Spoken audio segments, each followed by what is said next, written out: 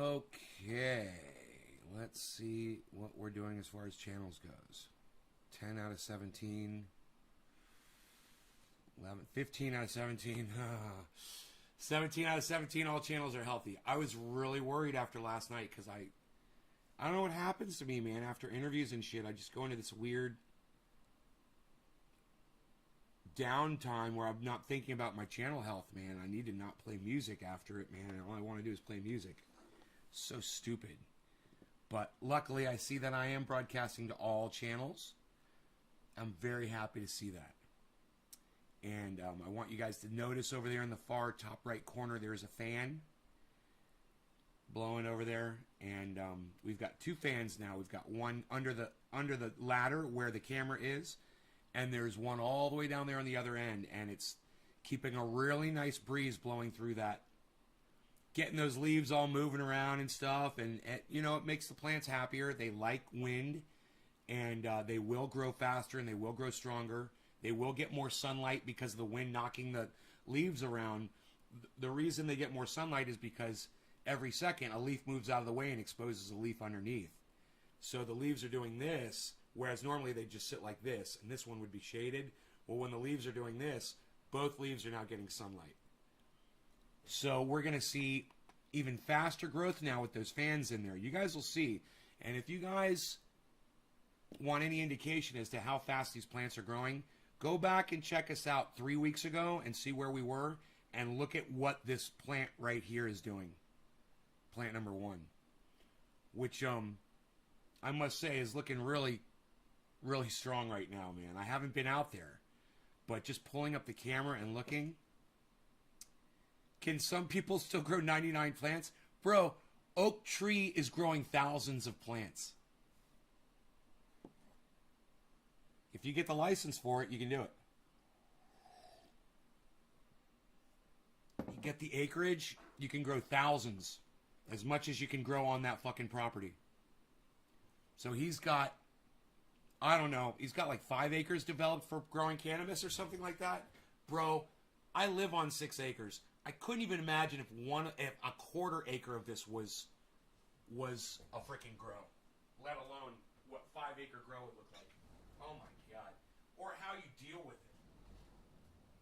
You know, what if you get bugs? You know? Then what do you do? How much spraying does that involve? I can't even imagine growing on that level. But you know, that is it's an occupation. This microphone can be turned around. This was turned around for Jackson last night.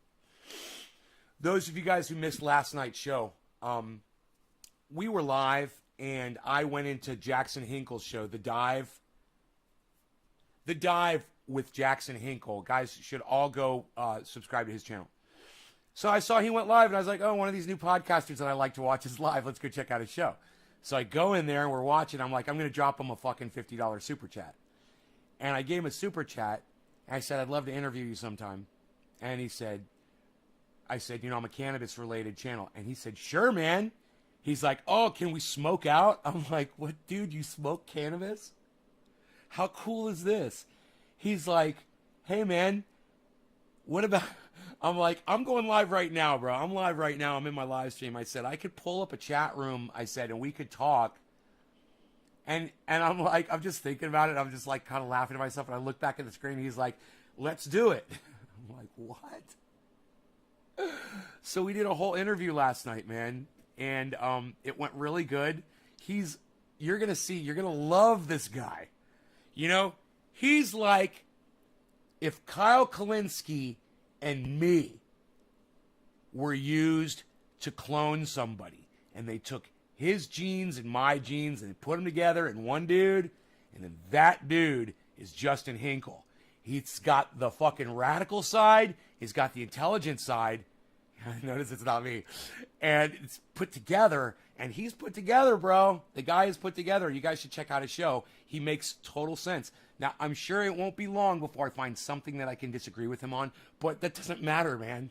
It doesn't fucking matter. Like, it doesn't matter that I will still recommend that you go and watch I'm Really Important, his channel. Because even though he's a Biden fucking supporter, and I think that is fucked up, I think they're still reaching him. And his take on AOC and Jimmy Dore and his take on Shahid Buttar, it's perfect.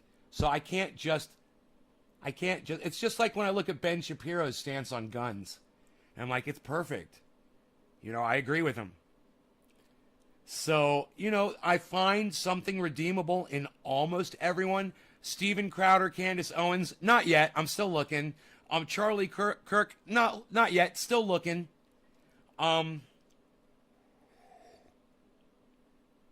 Okay, they do have one thing that I like. Are you ready? See if you guys can guess what it is that I like, that I have in common with Candace Owens, Steven Crowder, and I mentioned another person, didn't I? I'm not Ben Shapiro. I was thinking somebody else because I have something in common with him I already mentioned. Steven Crowder, Candace Owens, and Charlie Kirk. What do I have in common with those three right-wingers?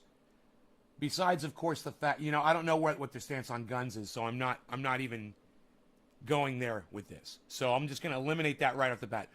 You guys, let's play a guessing game. You see if you can figure out what would it be that I have in common, totally, with Steven Crowder, Candace Owens, and I don't know, let's just say, we could say Alex Jones, you know, any crazy right-winger out there. Oh, I said Charlie Kirk. And Charlie Kirk. I said crazy right-winger, and fucking Charlie Kirk just pops into my brain, bro. Isn't that funny? How does that stick up his ass like a lot of podcasters? Nay loves Michelle Bachman. Law. Hi, Jason Jackson. I love Michelle Bachman. Karen, hi, Karen. Okay, so I'll ask you guys. Dave Rubin. No, Dave Rubin and I don't have anything in common. You changed your Twitter handle. Okay, Karen, cool. Way to go. That's good, right? Jason, what's up, Jason Jackson? Dominic, good morning. I'm asking my audience a question. What, as a podcaster, do I have in common with Charlie Kirk? I know this is stumping you guys. What do I have in common? And think about it. What do I have in common with Charlie Kirk, Candace Owens, and Steven Crowder? Three people who I fucking despise. But what do I have in common with them? I'm making you guys think early in the morning, huh? You guys want me to tell you? Let me know if you want me to tell you if you give up. Can you guys guess? I mean, you guys haven't even guessed yet. You guys haven't even given me a guess. Y'all hate politicians? No, man. Charlie Kirk supported fucking Donald Trump for 4 years. Are you crazy, Karen? Charlie Kirk loves Donald Trump. I don't know about Steven Crowder. No. But maybe if they do. No, I don't. No, not that we hate the Dems. No. I don't hate the Dems like they do. They hate the Democrats for the wrong reasons. They hate the Democrats for all the wrong reasons. So, no, that's not what we have in common. Even though we kind of do, but we kind of don't. That's not it. That live with Jackson was great, Nate. Josh G, thank you. Okay, Dominic gives me the question mark. Tell us, says Jason. We're all First Amendment supporters, man. We all support your right to say whatever the fuck it is that you want to say. And so does Jackson Hinkle. And I think that I'm really important. I think he does too. And I'm positive that Ben Shapiro does. I know that Jimmy Dore does. Graham Elwood does. Lee Camp does. We don't want to cancel anybody. You know, if Jesse Lee Peterson and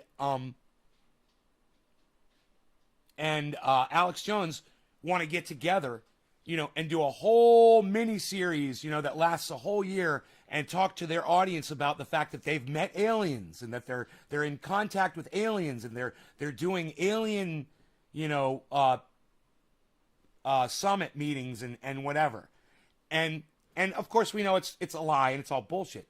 But if there's millions of people that want to see that kind of content, whether they believe it or not, or whether nobody wants to see that kind of content, maybe there's only one person or nobody wants to see it, I still support them in doing it. I don't care whether it's truth or fiction. I don't care whether it's entertainment or what they truly believe in their hearts. I don't fucking care. You have a right to speak. You have a right to speak whatever it is on your mind. I don't care what it is. Say whatever it is you want to say. If I don't like what you're saying, I can walk away. I could turn off your YouTube channel. I could turn off the television. You know, I could punch you in your fucking mouth. Maybe you deserve that. But, you know, you have the right to say whatever the fuck you want to say, and I support you, and I support you in saying it. And if what you say does incite me to punch you in the mouth, hey, man, that's the game we all play. You know, that's the fine line that we walk. But it's just like living by the gun. Hey, man, at any moment, I could have, like, Dino or me, we could be in the house having a great time. He could flip out, grab my gun, and shoot me in the head and kill me because I got a gun in the house. I understand that. And I know it's the risk I take. But I take a risk when I put my face up to my dog to give him a kiss. Yeah, I've been bit in the face by dogs before. I take a risk every time I get into my car to drive it. I've been in car accidents before. So don't tell me it's not a real risk that it can't happen. We take risks all day. Where do you reside with your risk factor and what's okay and what's not okay with you? That's what you have to determine. And once you figure out what works for you and what doesn't, live by those rules. I found what works for me, and I hope you guys find what works for you.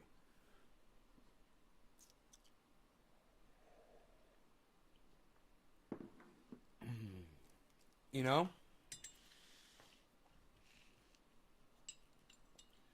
So, say what's on your mind. And say it often. And say it everywhere, man. Put it everywhere. Tell people how you feel. It makes me feel good, and it might make you feel good. There's a lot of people who don't like to share their opinions around. You know, maybe your parents taught you to keep your cards close to your vest. You know, I always had a big mouth. You know, as a little kid, I used to lie a lot. I used to shoot off my mouth. I wanted everybody to pay me attention. And, you know, I wanted to hold the floor.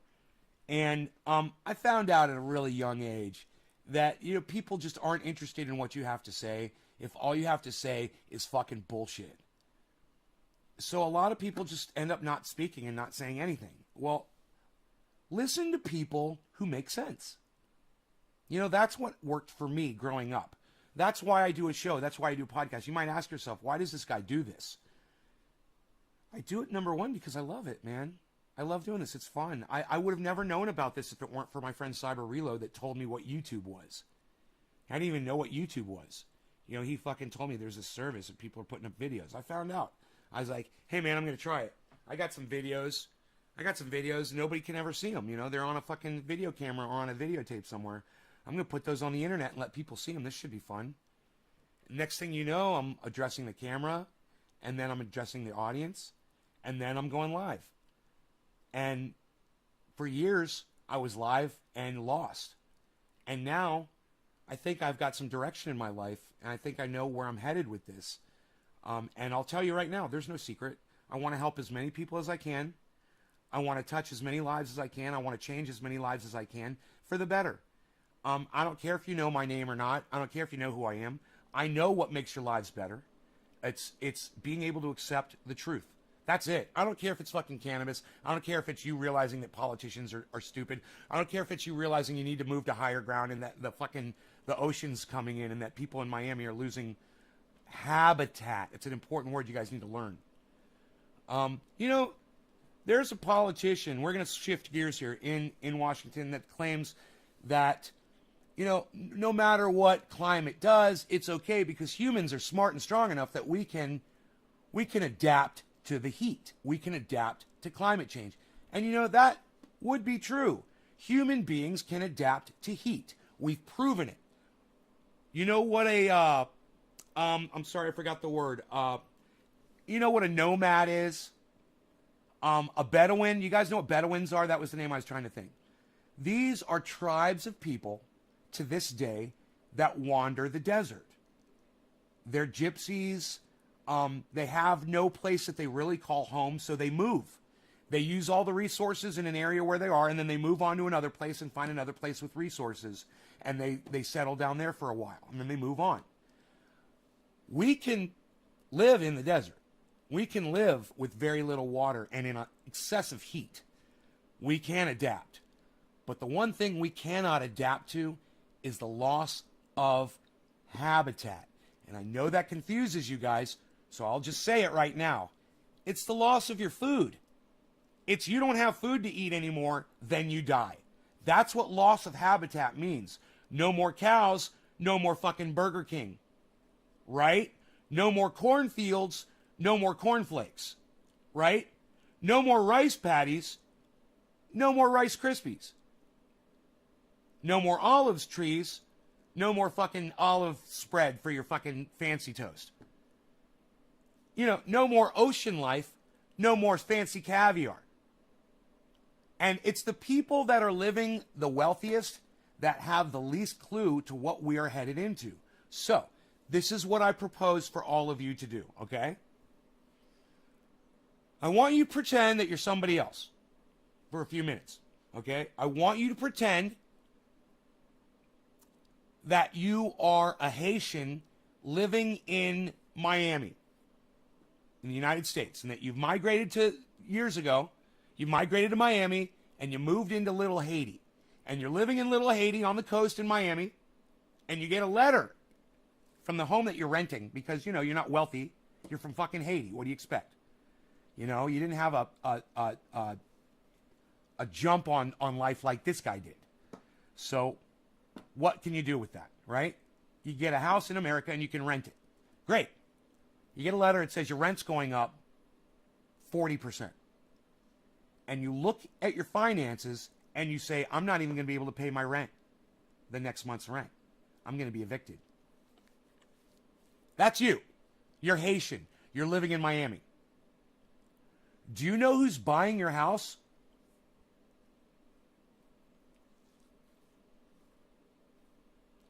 Wealthy industries. Do you know why they are lifting your rent up so much that you have to move? Because they don't want you there. You know why they don't want you there? Because you don't have a lot of money to spend on their industries, on their businesses, to make them wealthy. So their plan is they move in, they buy your neighborhood, they buy your trailer park. Then they raise your rent because they know you can't afford it, so you move out. So you move out, you go somewhere else, and you know, low-income housing or whatever. They destroy your trailer park, and they put in a beautiful public dog park. You know, a community gathering area, a pool, a strip mall where you used to live. So that the wealthy people that move into the expensive homes that they build up on top of where your trailer park was, so that they can move in there and they can spend their big dollars on all of those industries that they're going to build up over there. Crackly audio, anybody? Does anybody else have crackly audio? Dude, my phone better be off. Yeah, my phone is off. What's up with the audio, guys?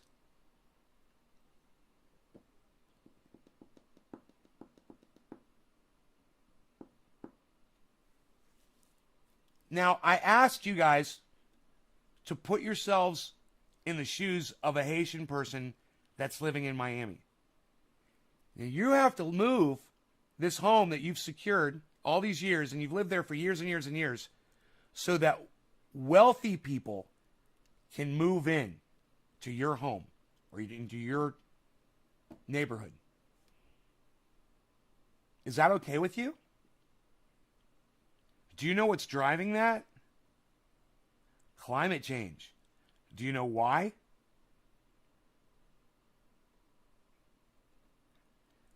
Because the housing market is exploding right now. People on the coast realize that their home values are fucking exploding, so they want to sell it. And people want to move in there and get these really nice homes on the coast. They're not thinking about climate. And the industries know that we're going to have problems with climate. So they want these rich people to move in there so they can build giant fucking seawalls. That's what they're going to do, man. You watch. They are using climate change and your misery, the fact that you're losing your home, so that they can make money off of your backs. And they're going to make a ton of it. They're going to turn Miami into a raised bed city. They're going to build it all up. Everything's going to be high, way high. You'll see. And they need a lot of money to do that. And people like Miami, people who want to party in Miami, they want to be there near, what's it called down there? Miami, the party spot? I forgot what it's called down there. South Beach? They want to be down there near there. I'm telling you, man, if you don't understand what's going on, it's all driven by climate change and greed. And these wealthy people, it's fucking horrible because they know the climate change is coming and all they're trying to do is make money off of it, profit off it, instead of trying to help folks, which is what they should be doing.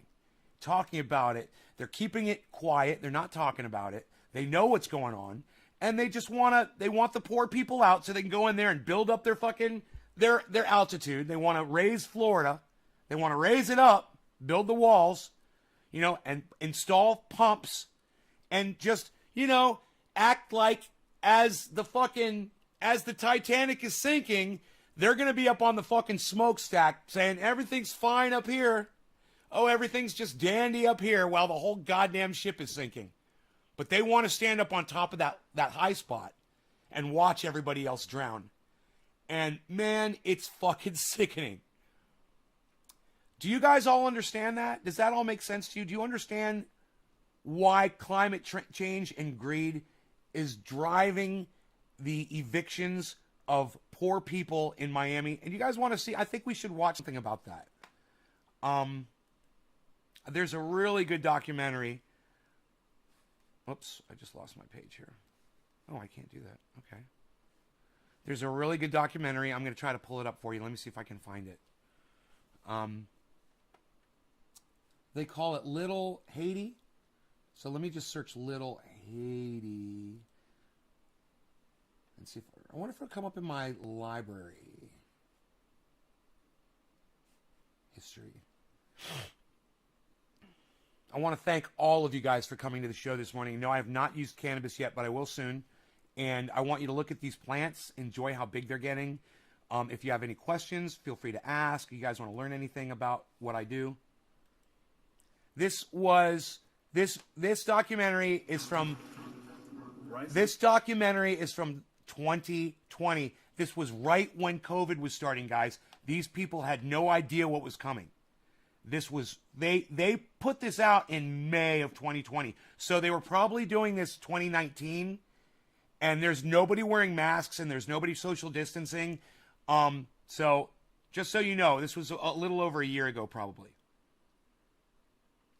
Let's I kind of want to leave the grow up. So let's see if we can bring in another. Ooh, I'm at 100% CPU. We're going to suffer. Here, I'm going to get rid of the grow. Give me a second here.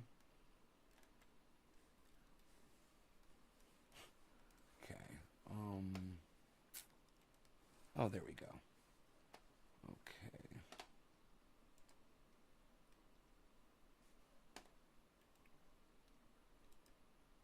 Exit.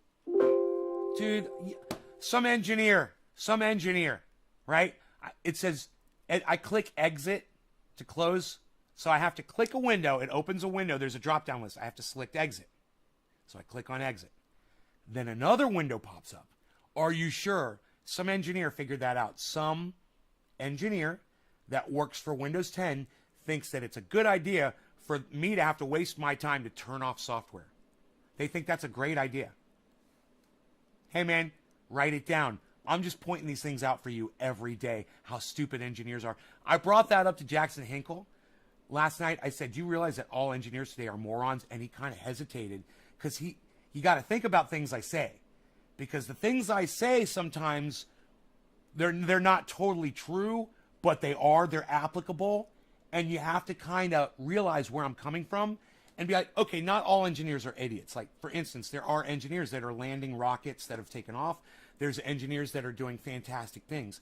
But there are engineers out there who are total fucking hacks. They cheated their way through college to get their degrees, and all they want to do is slap their tiny little pea-sized ball sacks on software so they can leave their fucking imprint on them for the rest of their miserable fucking lives. Hey, Doc, what's up, buddy? Houses used to be pretty cheap in Ludington, Michigan. Now it's crazy. Yeah. The market is exploding. That's why industry is moving in to purchase these properties. Because they're seeing, they're catching their set.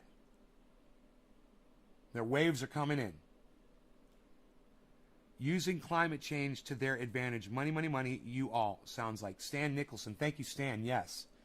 Best time visually to start adding nutrients and tea. Josh G, no, it's not the best time, man. Dude, you have no fucking idea what you're talking about. So do me a favor, Josh G. Don't give my audience grow advice. Okay? Love you, bro, but you don't know what the fuck you're talking about. Let me give them the grow advice.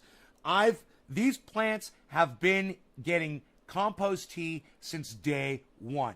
They have been in amendments since day one. And they're getting plenty of nutrients in that amended soil since day one. No, you didn't put a question mark, man. You just said best time. So I don't see a question mark, man. You made a statement. Okay, I understand. You're asking me a question. You're like, when is the best time visually to start adding nutrients and tea? And I'm glad I answered your question. Okay. Use punctuation, Josh. I don't know what you're trying to say to me. But thank you for telling me that you're asking me. Yeah, okay. It was a question that was not formed as a question. I got you. I didn't realize we were playing Jeopardy. All right, hold on. Let's watch this.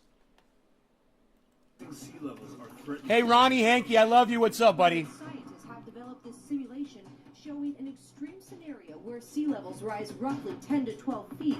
I hope you can hear okay. All just Miami, Florida. I think it sounds okay. You would have to take that house and put it on stilts probably 10 feet if you want it to last for the next 30 years. But as wealthy waterfront communities become uninhabitable, Haitians built this place, and you're getting kicked out. Yes. the residents pushed out of their homes are not just the ones in the path of rising waters. Pay $1,800 Thank you, in 5 Ronnie. days, and you have to leave. Are you scared? Yes, of course. Welcome to Base Camp Little Haiti at the Magic City Innovation District. This is our immersive art park. What are we looking at here? This was our first piece of evidence to prove that climate gentrification was real. Did you guys hear what she just said? She said she had proof that climate gentrification. Do you understand what that is? Listen again. The street is filled with salt water. What difference does it make how high you make your house? I took a video of a guy on a paddleboard going right down the middle of Alton Road, in a foot and a half, 2 feet of water, paddleboarding down the... I don't know what just happened. It's What are we scary. looking at here? This was our first piece of evidence to prove that climate gentrification was real. Climate gentrification. Who could tell me what climate gentrification is? And I'm going to give you a big fucking hint. When I started this segment, I literally explained it to you. So what is climate gentrification? Go ahead. The first person to tell me wins. What is climate gentrification? I have a feeling Steve Running already knows. What is climate gentrification? Let's get high. Bab Bab Blue Jaws. Cheers, brother. Bottom of the hour.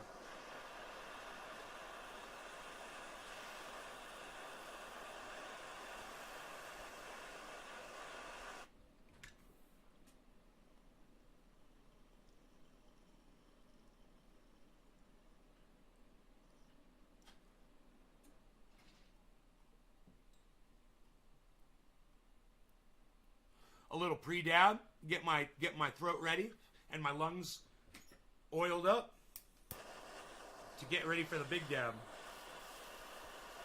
No, that did not taste fantastic. But I'm feeling it. I'm getting high off of it already. And I'm going to have to reload my torch.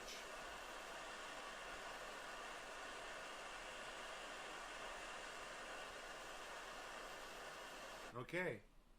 Cheers, guys. Thank you for sharing this video. You guys, I want you to know, if you're sharing this video, I'm smoking for you. If you're watching this video, I'm smoking for you. J-Bone, James Young. J-Bone, thank you so much for the super chat. Was that this morning? Steve Running. Cheers. Karen, cheers. Thank you. Thank you so much for that super chat. Nick Brown. Doc Holland. Bad Blue Jaws. You guys, thank you for everyone that is watching and sharing. We'll get the video going right now. Who knows what climate gentrification is?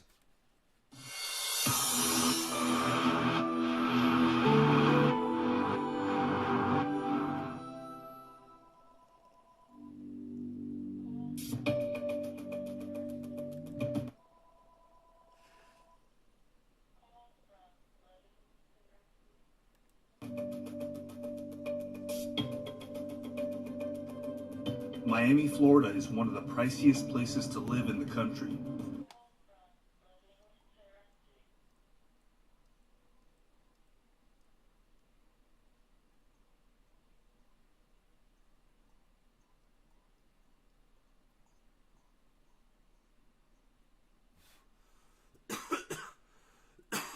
BC Bud Baron, hello. Welcome back to the show, bro. We're live for the last 5 years right here every day, 3 times a day, just so you know, BC Bud Baron. You can come by anytime you want. Good to have you back.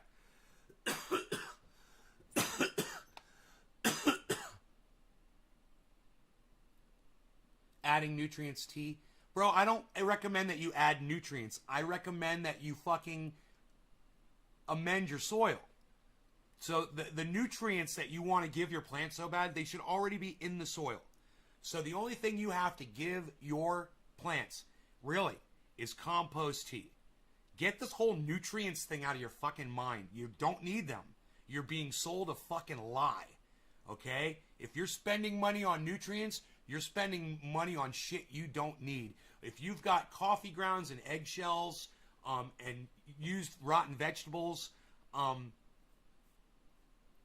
you're going to get plenty of nitrogen, man, and back guano and bone meal and blood meal. Those are not nutrients, man. Those are amendments for your soil.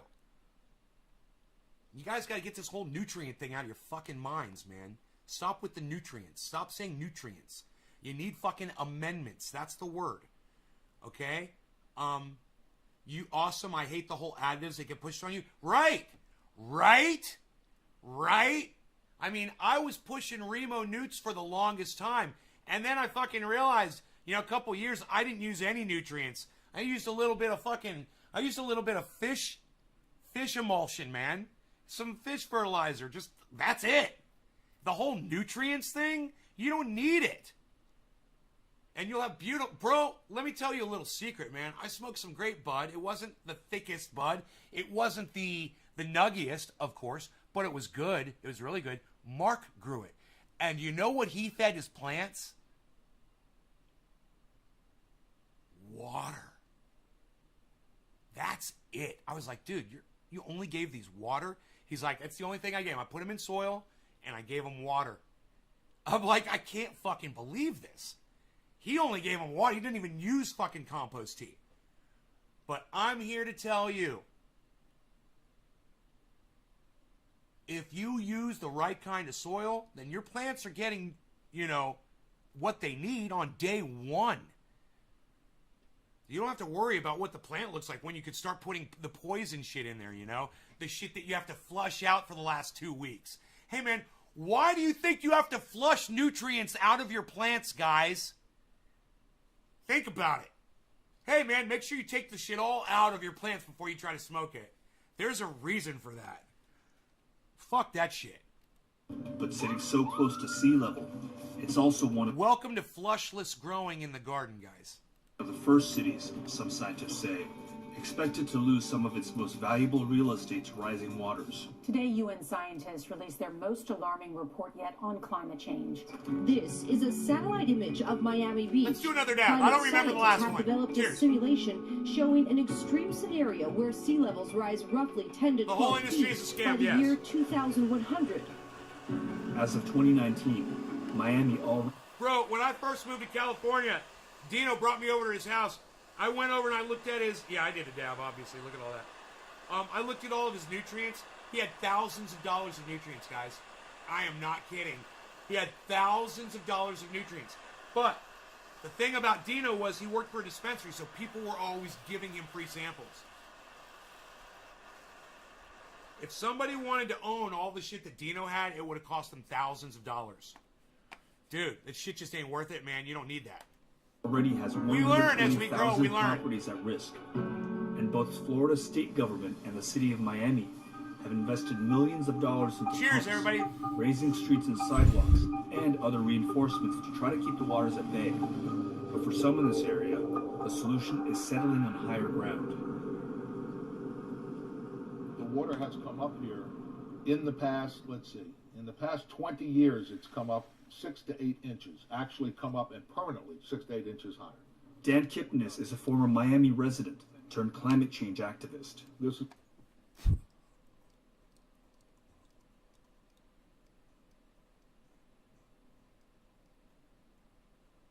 We're stopping there for a reason. Because what that man just said is the most important thing that is said in this entire show. And it's going to go unnoticed by just about anybody who watches it. But not by us. This is 2 minutes and 18 seconds in. And this guy says this. the water has come up here in the past, let's see, in the past 20 years, it's come up 6 to 8 inches. The water has come up here in the past, let's see, in the past 20 years, it's come up 6 to 8 inches, actually 6 to 8 inches. In the past 20 years, in the past 20 years, in the past 20 years, in the past 20 years, in the past 20 years, in the past 20 years, in the past 20 years, in the past 20 years, in the past 20 years, past, let's see, in the past 20 years, it's come up 6 to 8 inches, actually come up and permanently 6 to 8 inches high. Past, let's see, in the past 20 years, it's come up 6 to 8 inches, actually come up and permanently 6 to 8 inches high. Come up 6 to 8 inches, 6 to 8 inches. 20 years, it's come up 6 to 8 inches. 20 years, it's come up 6 to 8 inches. Who understands why that is an important fact? And I'm not going to wait for you guys to answer this question. I'm going to tell you right now. Because of climate feedback loops, that rate is increasing every year. So, okay, let's say it went up 6 inches in 20 years. You think it's going to go up 6 inches in the next 20 years?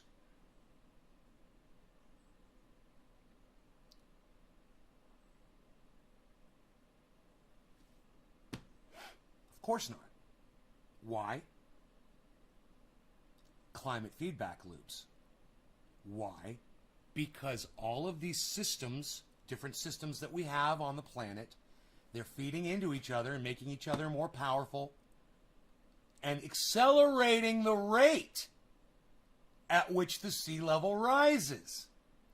So when you hear a local resident and a climate activist, somebody who's literally paying attention to the sea level, tell you that where he lives, the sea level has risen 6 inches, and it could double in the next, he said 20 years? Let's say it does that in 10 years. So the rate is increasing, the amount is increasing.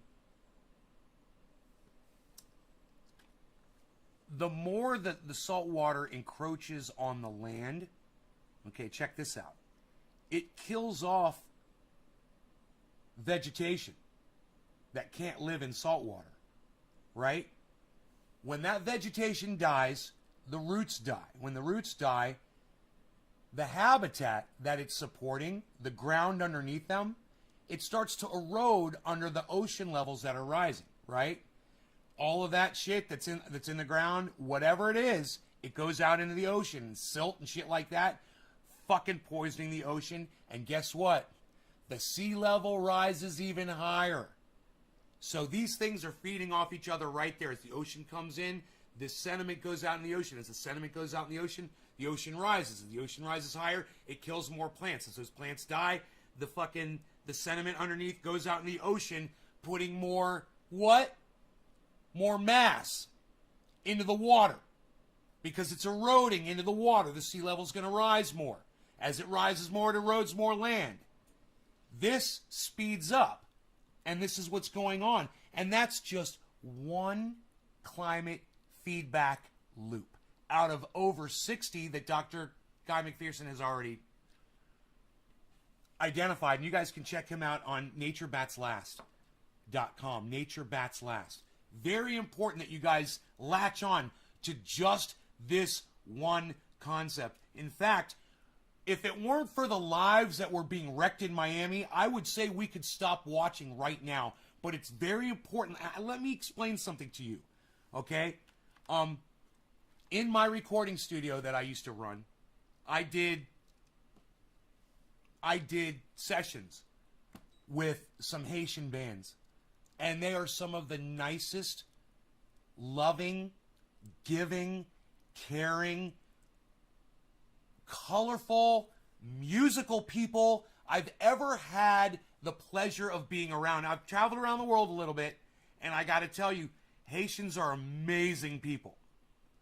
When you find out what's happening to them in Miami, when you know what kind of people they are, it will affect you. Actually come up and permanently 6 to 8 inches higher. Dan Kipnis is a former Miami resident turned climate change activist. This is a pump, city of Miami beach, to pump water out. It's pumping it into the bay. And these are temporary pumps. They put them all over. You'll see it. And those wealthy people want permanent pumps and walls built, and they will do it. You watch. This is what's going to happen. There's going to be a fucking resident on the beach, and he's going to build a big wall. He's going to build such a big, beautiful wall. He's going to build it all the way around his residence. He's going to build a big freaking wall. Watch. You watch. He's going to tell the government to go fuck themselves. He's going to build a giant wall all the way around his property. It's going to be a seaworthy wall. And I guarantee you, the whole goddamn state's going to want it. After this one wealthy person, you never know who it's going to be. It could be somebody that owns, I don't know, maybe like a resort, like a beach resort, possibly a golf course. I don't know. He might have really tiny hands. He might have very small hands. I don't know. Who knows who that man could be? You watch. You watch. I'm predicting the future. Somebody, maybe who talks like this. Maybe he's got an orange spray tan. Maybe he likes to hump the American flag. I don't know. But I have a feeling he's going to build a giant wall. A giant wall. You know why? Because he doesn't like to lose. And he was building a giant wall and he lost. I'm not a loser. I don't like to. I'm a winner. I have to win. I'm going to take that wall and I'm going to build it around my Mar-a-Lago. That's what I'm going to do. That's what he's going to do. Because he wasn't allowed to finish the wall around the United States, he's going to build it around Mar-a-Lago to protect it from the climate change. He says it's a Chinese hoax. It's a Chinese hoax. Folks, it's a Chinese hoax. The Chinese hoax, climate change, isn't real, not happening. You could trust me. I'm your president. You voted for me. You love me. You love my children. Here we go. See this house right here? Mm-hmm. Essentially, it has been raised, what, a foot from the road? Uh-huh. All right. You would have... You think, yeah, a hurricane could destroy that fucking wall? And, bro, you can build a wall that can withstand a hurricane, I bet. And I bet you if he does it, he's going to have to because the hurricanes are getting stronger and stronger. Bro, we are going to see a Category 6 in our lifetimes. I promise you. I promise you we're going to see a Category 6 hurricane. And you guys are all going to be like, oh my God, Nate fucking called that shit. He said there was going to be Category 6, man. Holy fucking shit. Watch. Watch. It's because it's heating up and we've got more moisture. As it heats up, we get more moisture in the air. This is all hurricane fuel. Hurricanes love, warm ocean temperatures and humidity. That's why Florida always catches it right there around the equator. Have to take that house and put it on stilts probably 10 feet tall if you want it to last for the next 30 years. 10 feet. Look at how high their stairs are. See, they got it. But what do? Adam, if the street is filled with salt water, what difference does it make how high you make your house? That's why they're going to have to build walls around the city to keep the water out the streets. Bro, they're going to be building infrastructure in Miami unlike anything you have ever fucking seen. Watch. Some Arabian sheik is going to be in Miami. He's going to move to Miami. Probably already lives there. A billionaire. He's going to move there and he's going to say, we're going to build overpasses everywhere so we can get around. Watch. Watch what they do. They're going to turn that thing into fucking Louisiana. Watch what they do. You're going to be driving for miles over fucking ocean, man. I took a video of a guy on a paddleboard going right down the middle of Alton Road, you know, in 1.5 to 2 feet of water, paddleboarding down the busiest street in Miami Beach at a high tide. Okay, well, the water looked to be about 4 inches deep there. You could see his paddle wasn't going that far in. He couldn't get the paddle any further. So it wasn't that deep. But that's not the point. The point is, that's salt water, guys. That's not rainwater. That water is so fucking destructive that everything it comes into contact with starts immediately dying and rotting. And, you know, they've got a hell of a problem on their hands. And remember, this is only from last year.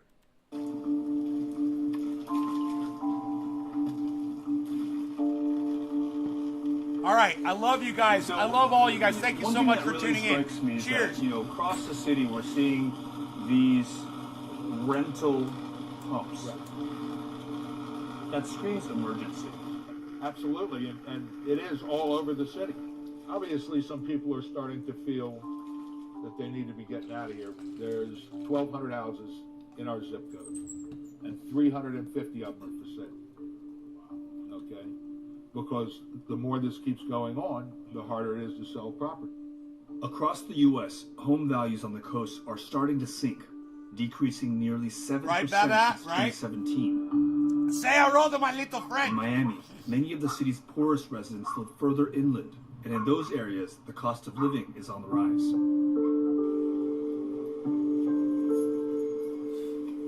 I'm living here since 2003.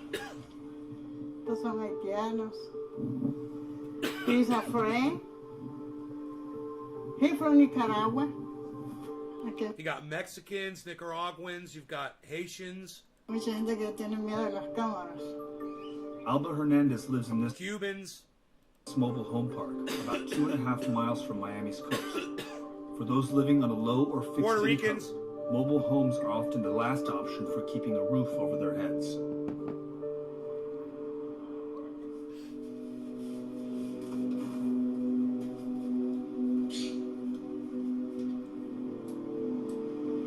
Yeah, they just had a really bad fucking storm, bro, in Asia. I don't know if anybody was killed, but I heard about it. It was a really bad one. I was working in the same place since 2005. Since 2005. From 2005 until 2017, guys, this woman had the same job in America. I wanted to work, but at this moment, no. I don't feel well.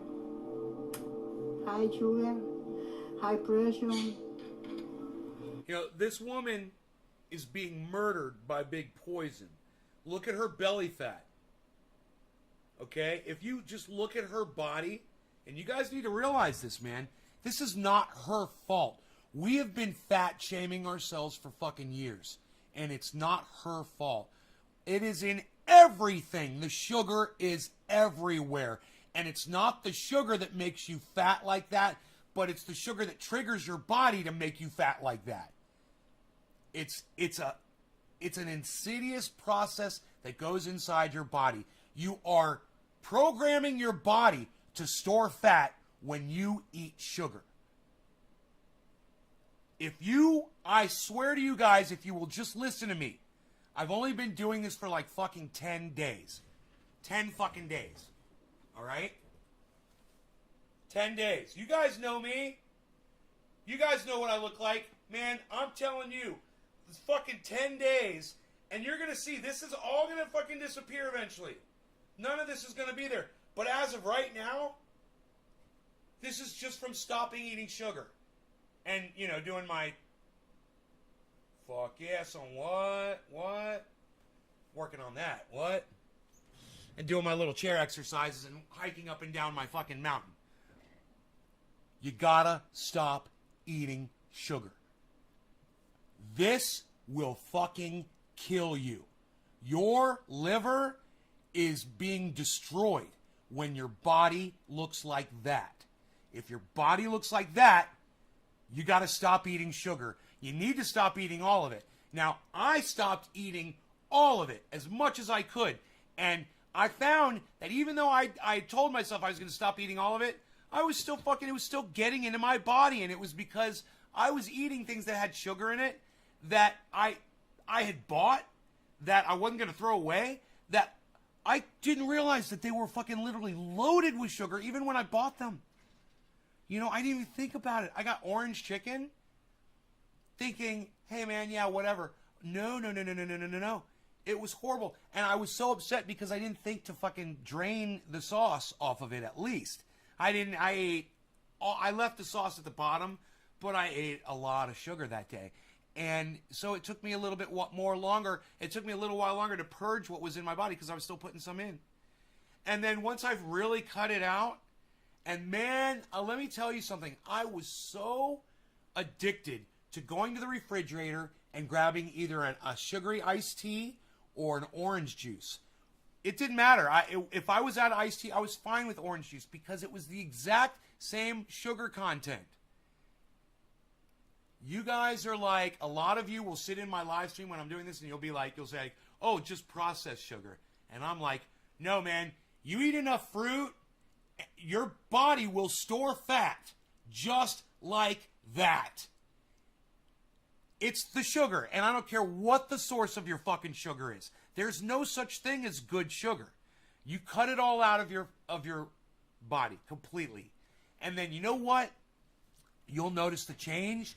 And you can do a little bit here and there. You can have a little tiny bit of sugar every once in a while. It's okay. For instance, I'm literally having some right now. I got 2 spoonfuls of creamer in my coffee. Yeah, man, I'm having a little bit of sugar right now while I'm telling you not to have it at all. Because let me tell you something. Okay, so I've got, you know, a gram or 2 of sugar right there, whatever. When I have an iced tea, I'm having like 20 grams of sugar. When I'm having a bowl of Life cereal with raisins in it, I'm having like 15 grams of sugar. Some bread doesn't have any sugar in it at all. And my rye bread has no sugar in it. No sugar in my rye bread. I'm telling you guys that I can eat fattening foods, but my body won't store fat anymore because my body is working correctly now. You try to stay from as much sugar, and once you're purged, once it's out of your body, you can have a little bit every once in a while, and I choose to have that little bit in my coffee and to not overdo the coffee. You know, if I'm only going to have 1 coffee today, that's it. Or if I'm going to have another coffee, it's going to be fucking black. You know what I mean?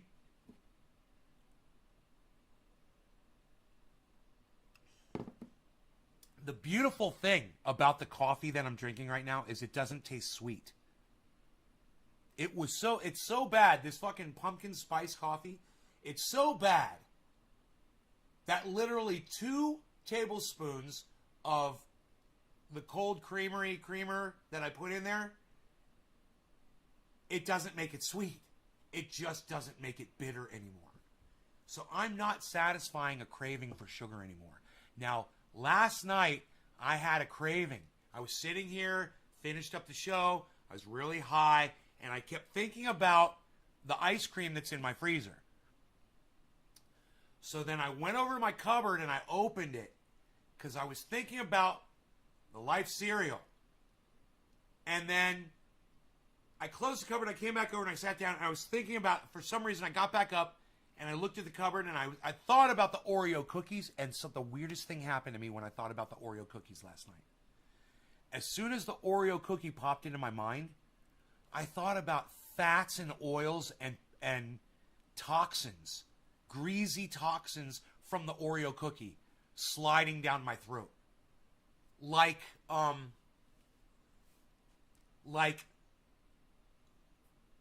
3-year-old cooking grease from the bottom of a grill drain in a restaurant going down my throat. Like bacon grease sitting outside that mice have jumped into and drowned in the bacon grease. Bacon grease. And there's dead mice in the bacon grease. And that going down my throat. It wasn't intentional.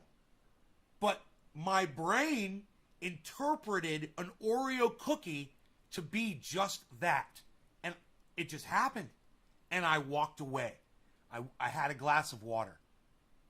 And I walked away. I went on and got on the scale, and I was 177 pounds, 176 pounds.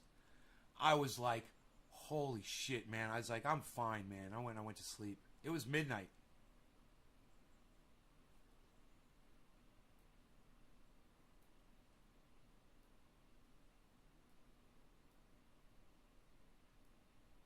Yeah, fats are fine, man. People on keto do fine.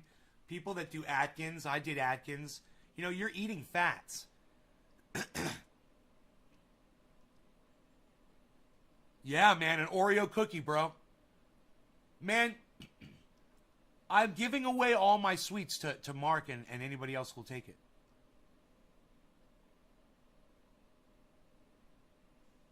I've got my motivation. This is my motivation, man. I posed today by that door right there. I was standing by the glass sliding door. Let me close this door. Flies are coming in. It's beautiful outside, 79 degrees. I told you guys I wanted a six-pack because I was hanging out with my friends Dave and Billy down at the Springs in Florida. And we were standing, this is a funny story where I've told it on here before. We're standing at this big park that we have down in the neighborhood. There's this beautiful spring that you can dive in, see-through water. It's gorgeous. It's got waterfalls. It's an amazing place. It's full of fish and turtles. There's alligators and snakes and birds, and it's a preserve. There's bear and deer. Anyway, so we're out there, and there's this girl, and she's got a little six-pack going on. And she's standing across the spring from us with her buddy, another girl, and they're sitting there chatting.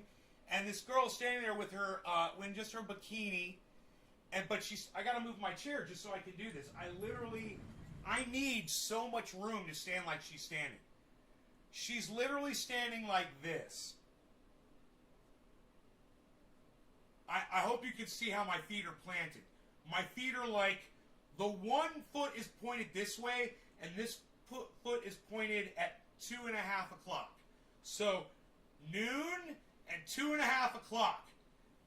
Hand on shoulder. Remember, bikini. Are you ready? Here it is. Talking to her girlfriend like this. Yeah, so, we're just hanging out. And, I'm chilling down at the gym with my friends, my boys, hanging out and, just doing the thing, and driving. I got a Honda. I love it. Oh, my God. I got that Honda, and I just drive around everywhere. I just drive around. Right? Okay, so. I told Billy and Dave, I said, I'm going back to California. I said, I'm going to go get me a six-pack. And I said, when I come back, we're going to stand here on the beach across from her because they said she does it every fucking weekend. Every time they go down there, she's always down there like this. Talking to her friends. I said, I'm going to go down there, and we're going to go down there, and we're going to stand next to one of the park benches, and I'm going to have me a fucking six-pack. We're going to go down there, and I'm going to put one of my feet on the bench. And I'm gonna stand like that with my fucking six pack, like the fucking pirate from Captain Morgan's. And I'm gonna stand there with my six pack like that, and they're gonna have their backs to her, and I'm just gonna stand there, and I'm gonna be really loud. I'm gonna, yeah, bro. So yeah, dude, we're like working out, bro. You know, dude, down at the we're down at the gymnasium, bro. I was shooting some hoops with my boys, bro. You know, I got a 3-pointer, bro. You should have seen it, bro. One-hand 3-pointer, bro. They're fucking dude. There's some people walking by, bro, and they saw it, bro, and they were like, nice shot, bro. I was like, hell yeah. Because, dude, I'm like fucking Michael Jordan in it, bro.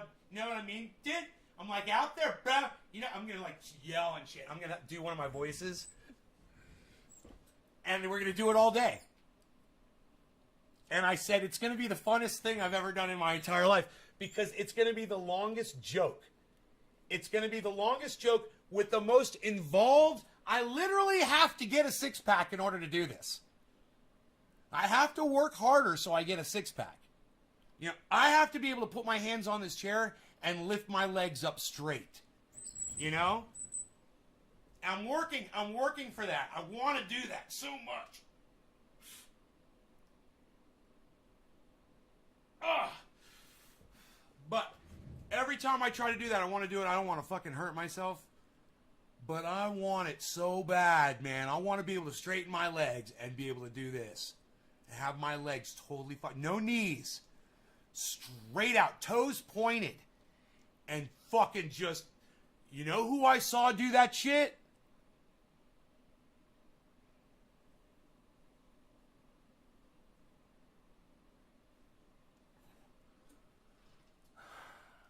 I know his first name. His first name's Ben. You guys, who's the guy named Ben? Famous guy, Hollywood. I could give you more information, but I'm not going to. I want to see if you guys guess. Who could do that?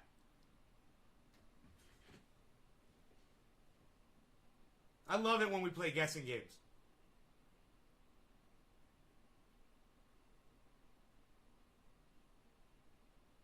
Hey, Diesel, what's up, buddy? You okay? Oh, are you going to lay down? Ben Affleck? I've never seen him do it. Ben Stiller. Exactly. I bet Ben Affleck could do that shit. Yes, Ben Stiller. Now, what movie did I see Ben Stiller do that in? Where did I see Ben Stiller fucking with his arms like this? Like this. And he was on, I'll even tell you this, he was on fucking, the Olympic rings that they do gymnastics on. I don't know what they call those rings. They put their hands on those rings, and he had his fucking legs straight the fuck out. Nope, not Meet the Fockers. Think about it. Come on, guys. Yeah, I want to see you guys guess the Ben Stiller movie. Night at the Museum. Nope. Shirt off. Shirt off. You guys probably didn't even know it was fucking Ben Stiller. Or I bet you thought it was some kind of dodgeball. I wanted to say Dogeball. Jason, isn't that funny? Dodgeball. No. Polly, no. Look at all the Ben Stiller movies. Don't miss with the Zohan. No. You guys, nobody can get it. This is fucking great. Nobody's guessed it yet. This is great. Come on, guys.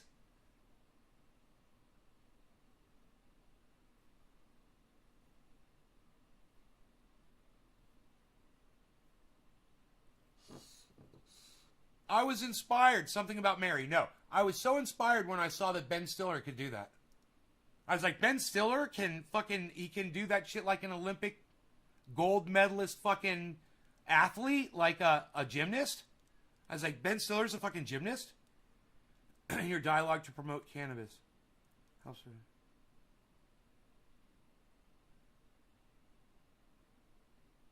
Jerry, no, it's not. We're talking about something totally different. This is not your show, bro. Don't tell me how to fucking run it. That was just stupid. Back to school. No. Heartbeat Kid. No. 3 minutes. Thank you, Bad Bad Blue Jaws. Lynn Marie! Lynn Marie gets it. Zoolander. Yeah, Zoolander. Now, what's the scene? Why is Ben Stiller on Olympic fucking hoops with his, what are those things called? Are they called the, it's not the, because that's also, they do the uneven bars, right? It's uneven bars, and then they do the, what are those things called? With the hoops and the chains. What are those things called that are hanging from a bar? It was those things. The rings? Thank you, Billy. Yeah, the rings. Yeah. Bro, Ben Stiller does the rings. Ben Stiller, I bet you if I got on those fuckers, I couldn't even lift myself up. Yeah, I think I'd have to be able to do a pull-up before I could get on those motherfuckers. You know? Do you guys remember... Oh, Lynn Beach... Yeah. Do you guys remember why Ben Stiller was on the rings in Zoolander? Did you guys realize that that was Ben Stiller?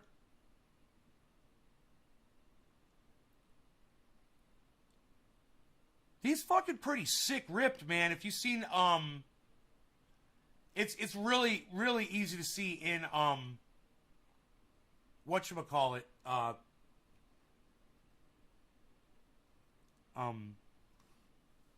Tropic Thunder. Tropical Thunder. God, I'm such an old man.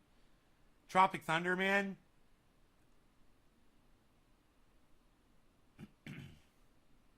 Motherfucker is put some time in, man. He's put some time in. You know? What's up, everybody? Good afternoon for those of you that are on the East Coast, and good morning for those of you that are just now waking up on the West Coast.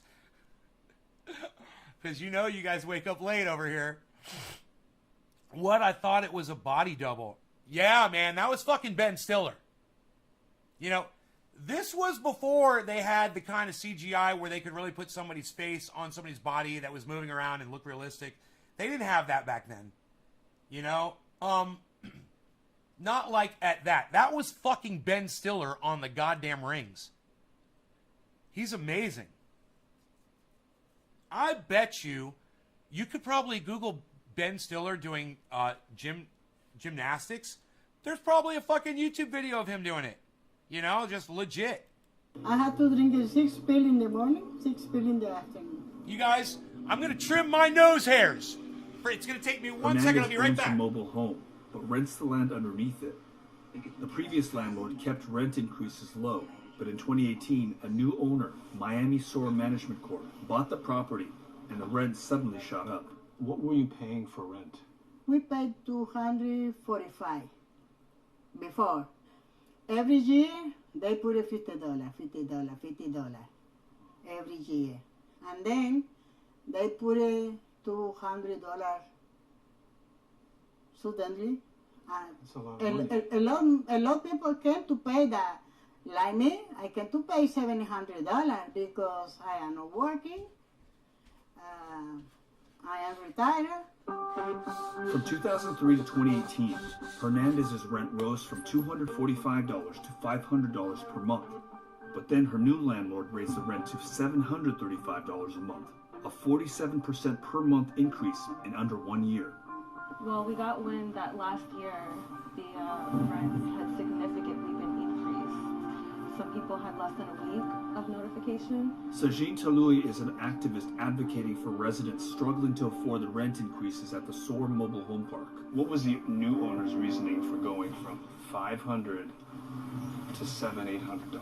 They had stated that they were using the money to make repairs to the homes, to bring it up to code, but there hasn't been much of anything done. There's so many hazards.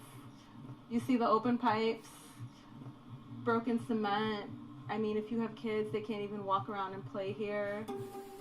For decades, housing costs in areas like this have remained low. But as waters rise on the coastal homes of wealthy residents across South Florida, advocates say poor communities are being replaced by high-end properties.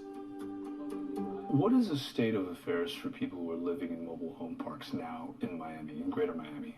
In the last 4 years alone, at least 7 mobile home parks have closed down in Miami-Dade County. I have no idea how much I could bench. I've never really tried, so I don't know. I love you. Remind me of that scene from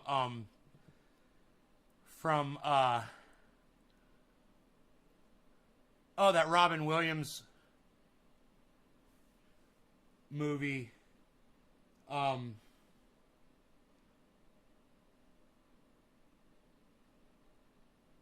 Hey, dude, where he says, oh, so you work out?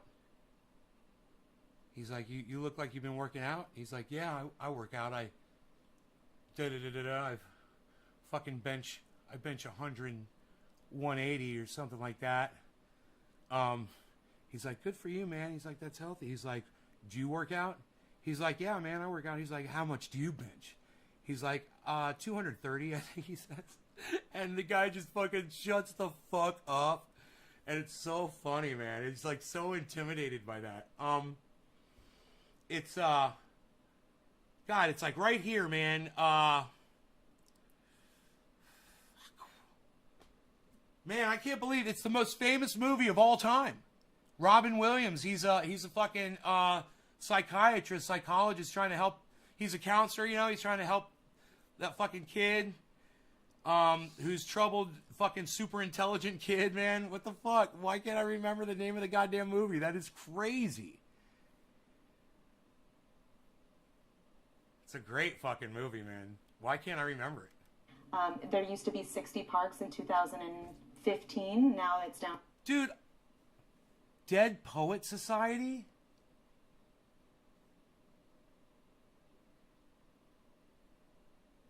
Good Will Hunting. Billy, thank you. Yes, Good Will Hunting. Thank you, bro. To 53, and about 700 housing units have been lost. Attorney Najla Calvo represents residents contesting rent increases by their landlords, including Miami Sur resident. Yeah, the one with Matt Damon. Alba Hernandez. I unfortunately expect to see more in the years to come because there's a limited amount of space in Miami that's developable. If you look at the county and the land, a large portion of the county is swamplands. So you have a small strip toward the east of the county and south of the county that's actually developable. And these mobile home parks are located in areas that are more and more desirable, especially with climate change and with flooding, and areas in highlands are more attractive to developers. So climate change is part of the calculus in all of this. You don't really find mobile home parks in Miami Beach. You find them more inland. And now, as developers are looking inland for long-term development, these mobile home parks are vulnerable. The Miami Sur Mobile Home Park is in an area of Miami known as Little River, most of which sits within the community of Little Haiti, another historically low-income but high-elevation neighborhood.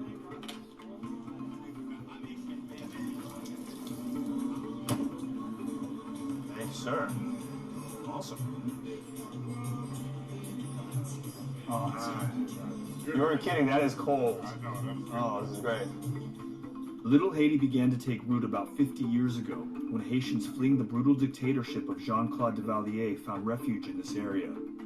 Since settling here, residents have built a tight-knit community where rich cultural histories have thrived, but now it's being threatened.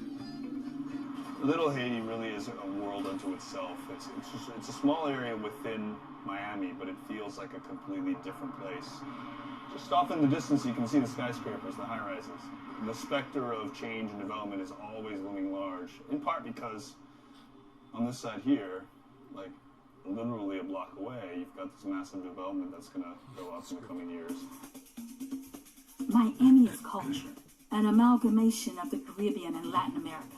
We embrace our roots and innovate into the future. In June of 2019, a real estate development group received approval to build a $1 billion luxury residential and commercial complex in the heart of Little Haiti. Together we thrive, and where we thrive, there's magic.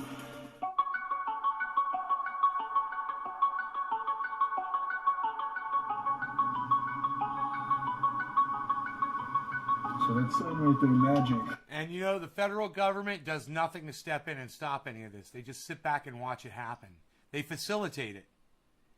The federal government of the United States facilitates this, guys. They make this all possible. And, you know, there's no regulation to stop these industries from doing this. There's no regulation to stop them from jacking up these people's rents. So I asked you before if you guys knew what racial climate it's just called climate degentrification is. What that means is they're using climate as an excuse to move people of color out of an area that they want to develop. Because it's worth way more money to them and the federal government if there's a bunch of wealthy people living there having wealthy little babies. That represents the controversial new development that's... No, Bad Blue Jaws. Because No, I didn't see that, bro.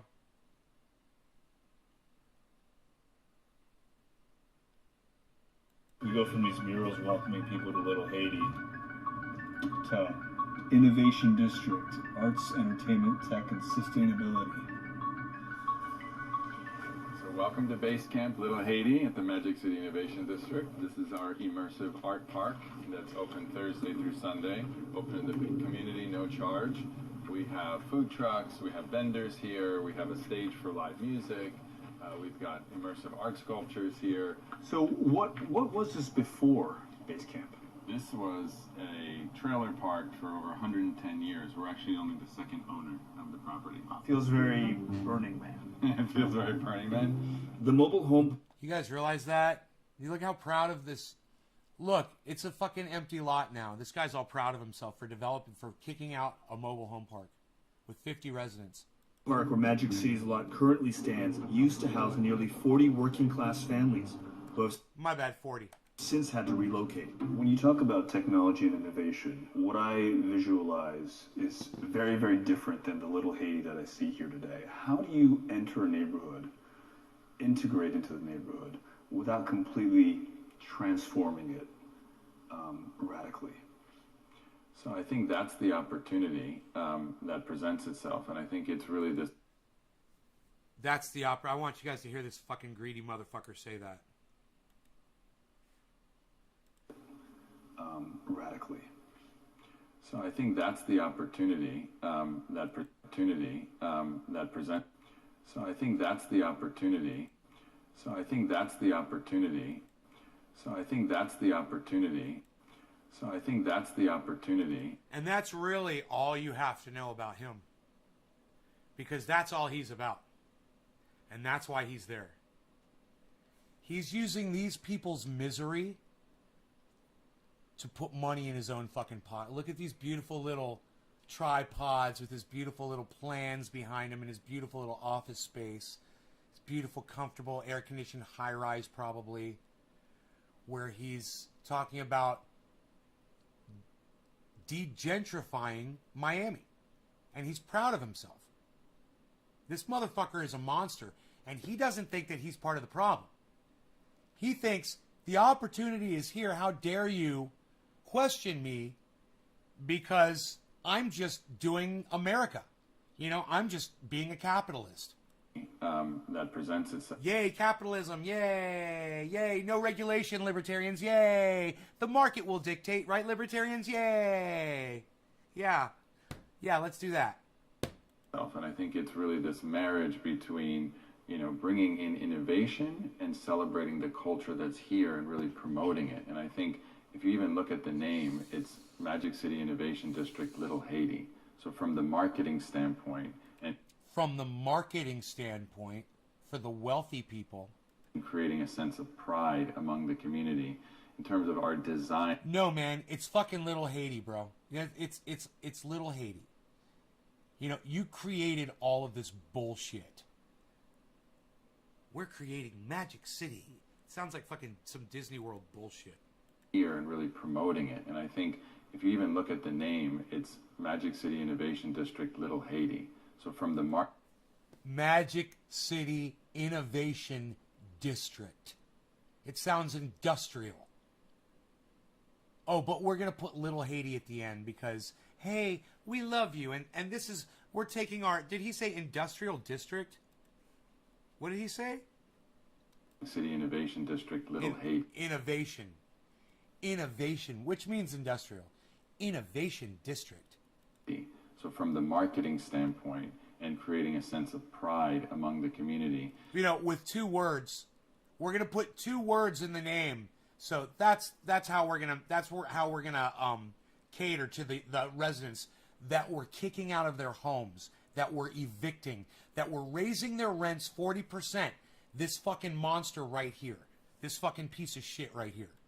In terms of our design aesthetic. The developers of Magic City haven't yet determined prices for residential units, but property values here are already up 16% since 2014. It can be good news for longtime residents that own property, but data... Yeah, and guess who owns the property, man? It's not those residents. They're all renters. Right? So a lot of corporations own some of those properties too. Not just landlords.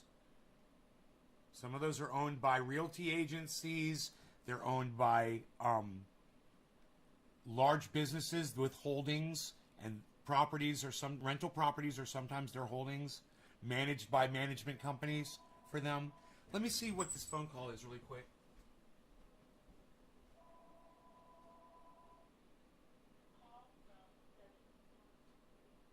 Yeah, it's nothing. It's nothing. It's just one of those computer calls, you know, you get them. From 2015 indicates that 3/4 of Little Haiti residents rent their homes. So what are we looking at here? So this is a map of the city of Miami. These numbers you see on the map are the elevation. So as you closer to the water, you see 0, 2, 1, and 3. You see right here, Northeast 2nd, that's where Little Haiti is. So we're looking at numbers in the teens. Right. And if you flip over to the back side of the map, it shows you the vulnerability of these communities by the renters. So the darker the map is, the more renter population it is. So if you put these 2 maps together, you see that the concentration of the highest renter rates, is exactly where the lowest elevation is. Elevation is highest. Oh, highest. Which, as we experience more sea level rise, people are going to start buying up there. Right. This was our first piece of evidence to prove that climate gentrification was real. My bad, I had it backwards. So that was further away from the coast. Now you're in downtown. It was further away from the coast, my bad. This is the Louis Market. He's a Haitian guy. This is Haitian barber shop right there. Luis Rosemont was in the first wave of immigrants that started Little Haiti, but he was recently priced out by rising rents and had to relocate to cheaper housing at lower elevation. Hey Tula, let's do a bong rip. Cheers. It was, not right now. Unethical So capitalism. Yeah, Phil. Yes. What's up, buddy? I say that. TC says, what a dirtbag. I see lots of for lease raise signs. with no upgrades. Scam. Says Yes, bye-bye. exactly. Cheers. Yeah, they don't have any problem to change the community. I tell you, the problem is the condition they remove Haitian.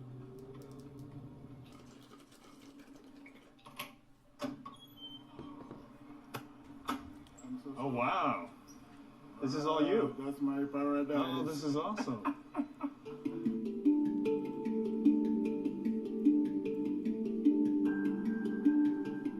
What do you think about my mural? It's like another world. I wasn't expecting this. We were walking through a tax office, and then you take us outside. It's beautiful. This is your paradise? That's my paradise. You see, it's my paradise. It feels good. You think you can move back to Little Haiti? No. You don't think so? That's finished. It's finished. No more women, Little Haiti for me. You were here for 38 years, though. Yes, I know. So what I'm going to do? Are you upset? Are you angry? Are you sad? Oh yes, oh yes, oh yes. Who's moving to Little Haiti now? Who's coming? A stranger. Haitians built this place. Yes. And you're getting kicked out. Yes. So I am glad I have my painting when I'm really stressed about that. Papa so Doc, no. I paint something, I draw something. So it's my psychotherapist. Activists who have been very, very vocal opponents of the Magic City development say that it is you and other developers who are coming in gentrifying this neighborhood that are driving longtime residents and business owners out. They simply can't afford the rising rents. I don't agree with that. I don't think it's true. As I said before, our mission is to bring people in and for us to be... You and other very, very vocal opponents of... Activists who have been very, very vocal opponents of the Magic City development say that it is you and other developers who are coming in gentrifying this neighborhood. The developers who are coming in... It is you and other developers who are coming in gentrifying this neighborhood. It is you and other developers who are coming in gentrifying this neighborhood say that it is you and other developers who are coming in gentrifying this neighborhood say that it is you and other developers who are coming in gentrifying this neighborhood say that it is you and other developers who are coming in gentrifying this neighborhood say that it is you and other developers who are coming in gentrifying this neighborhood that are driving longtime residents and business owners out. Coming in gentrifying this neighborhood, coming in gentrifying this neighborhood, coming in gentrifying this neighborhood, coming in gentrifying this neighborhood, coming in gentrifying this neighborhood, coming in gentrifying this neighborhood, coming in gentrifying this neighborhood, coming in gentrifying this neighborhood that are driving longtime residents and business owners out. They simply can't afford the rising rents. I don't agree with that. I don't think it's true. As I said, I don't agree with that. I don't think it's true. I don't agree with that. I don't think it's true. I don't agree with that. I don't think it's true. I don't agree with that. I don't think it's true. I don't agree with that. I don't think it's true. I don't agree with that. I don't think it's true. I don't agree with that. I don't think it's true. Bro, the plans of your gentrification to get rid of the poor and make projects for wealthy are right behind you. I don't know if you realize this, but we can all see it. It's literally on the wall right behind you.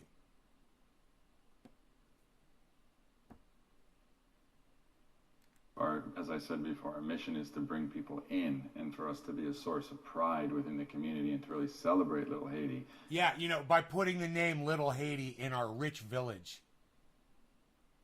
We're going to call our village Village for Rich People Who Can Only Afford Rich Things, Little Haiti. And, shouts out to the little Haitians that built all this. We love y'all. Bye. Thank you. It's almost like when the white people arrived in America and said thank you to the Indians who had been taking such great care of this land. And they said bye to them as they murdered them all.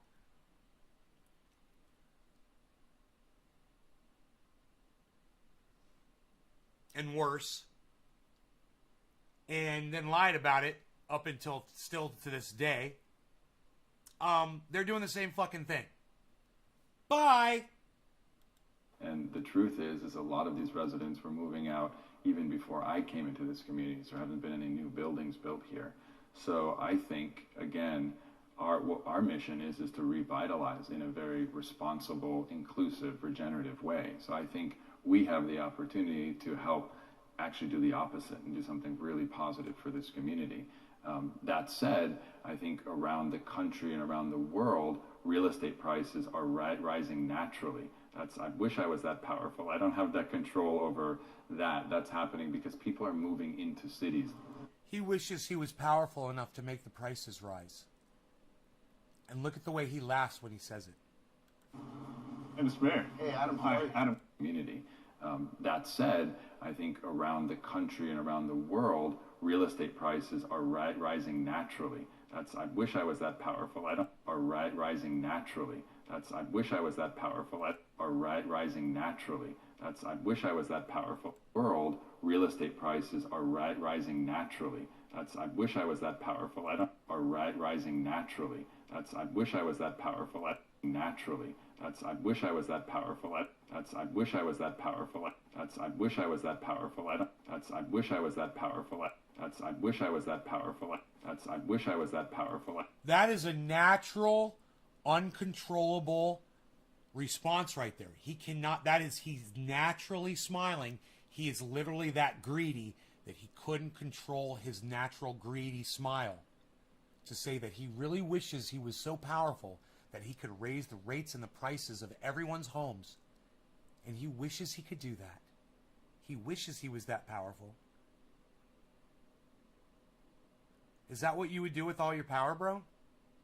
Look at the smile on your face. You want to claim, he wants to be the one to claim responsibility for the rising prices. He wishes he was that powerful. This is some of the most telling shit. This expose, guys. Well, I don't have that control over that. That's happening because people are moving into cities. Real estate prices are rising naturally. I wish I was that powerful. Real estate prices are rising naturally. I wish I was that powerful. Real estate prices are rising naturally. I wish I was that powerful. He looks like Bezos' kid, right, Phil? Rising naturally. Not all of us, most of us. Real estate prices are making sure the homeless disappear from our area. We have no shelter programs either. I don't have that control 2-bedroom over houses. That's happening because people are moving into cities. Real estate prices are rising naturally. I wish I was that powerful. I don't have that control over that. Real estate prices are rising naturally. Naturally. Rising naturally. Rising naturally. Real estate prices are rising naturally. Real estate prices are rising naturally. Real estate prices are rising naturally.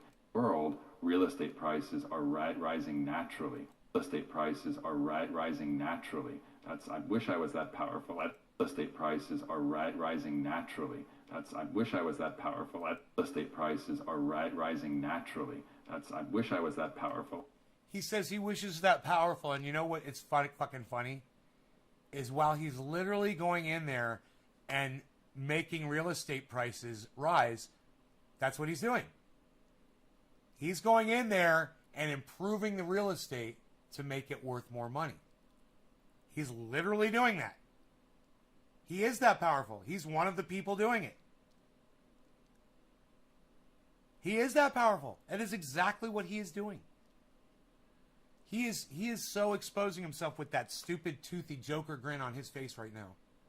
That is a natural response right there. That he couldn't hide it from anybody. Well, I don't have that control over that. Yeah, you don't have the control over your fucking smile. Your greedy little fucking serpent smile, motherfucker. That's happening because people are moving into cities. Hey, Mr. Mayor. Hey, Adam. Hi, Adam. Great to meet you. Nice to meet you as well. Thanks so much for coming out. Thanks for having me. I'm told that this is like the place to eat in Little Haiti. Chef Creole. Yeah. As a Republican, I bet it's Miami's amazing. mayor Francis Suarez has been praised for facing the realities of climate change head on, but admits that climate gentrification is an equal. Phil Lighty says he has "fuck you" in the ass without Vaseline all over his face. I know, right, Phil?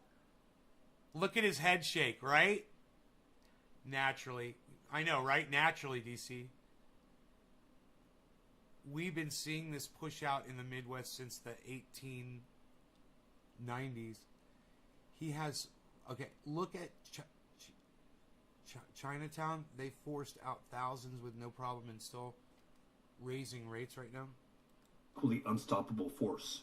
We were driving around parts of Miami, wealthier parts of Miami, that are flood prone. Yeah. And I can't tell you how many for sale signs we saw on lawns. Are you seeing a mass exodus of people?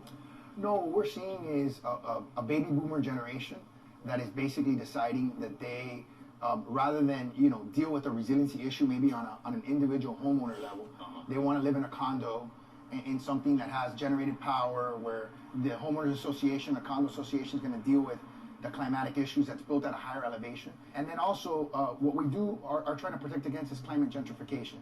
We're trying to protect against people who are going to sell at or below sea level and then buy in areas that are more impoverished but that are at a higher elevation. So Dude, who knows anything about these fucking apartment complexes that generate their own power? What's that all about? And how long will that last for? I mean, how much fuel, how many people are you providing power for? Is he talking about a diesel generator? Or a gas generator? Running on gas? What if the gas line breaks? You know? Is it natural gas? What is he talking about? Does anybody know anything about these places? Let me know. Did I lose you guys? Because I lost a bunch of viewers. I don't know what happened there. But isn't that happening right here? Absolutely, it's happening here in Little Haiti. It happens in Liberty City. It happens in a lot of the communities in our city. How do you fight that? It's hard. You know, we actually what we do is, hey chef, how you doing? Good to see you, brother. Good to see you too. Looking good. No, you're looking sharp. I try. Your timing is perfect. We were just talking about the neighborhood and all the changes that are happening. Right. You've been here for a long time. Well, I've been here for 27 years. What sort of changes are you seeing? 27 years. The acceleration from the time I've been here in the last 5 years is astronomical. And you know, you're talking about a community that has been in existence for 40 plus years from exile. Yeah. And now they're being displaced. It is tough. I mean, 10% of us are going to make it. You know, 10%. 10% of us will be able to make that transition. And everyone, what? Oh, and this is a man that owns his own restaurant, and it's one of the most popular restaurants in the area. And he is that in touch with the community and that honest to say, only 10% of my community is going to make it. You guys, that's fucking devastating. It's devastating for him. Every person that he knows, they're all going to be gone, man.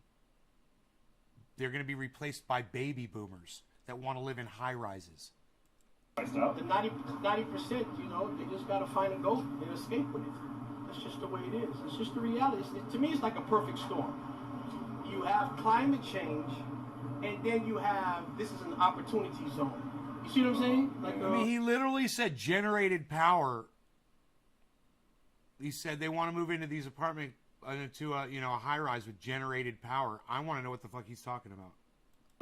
El Nino effect. You know, for lack of a better word. Well, I got to get back to work. Good to see you, brother. Love you, man. Take care.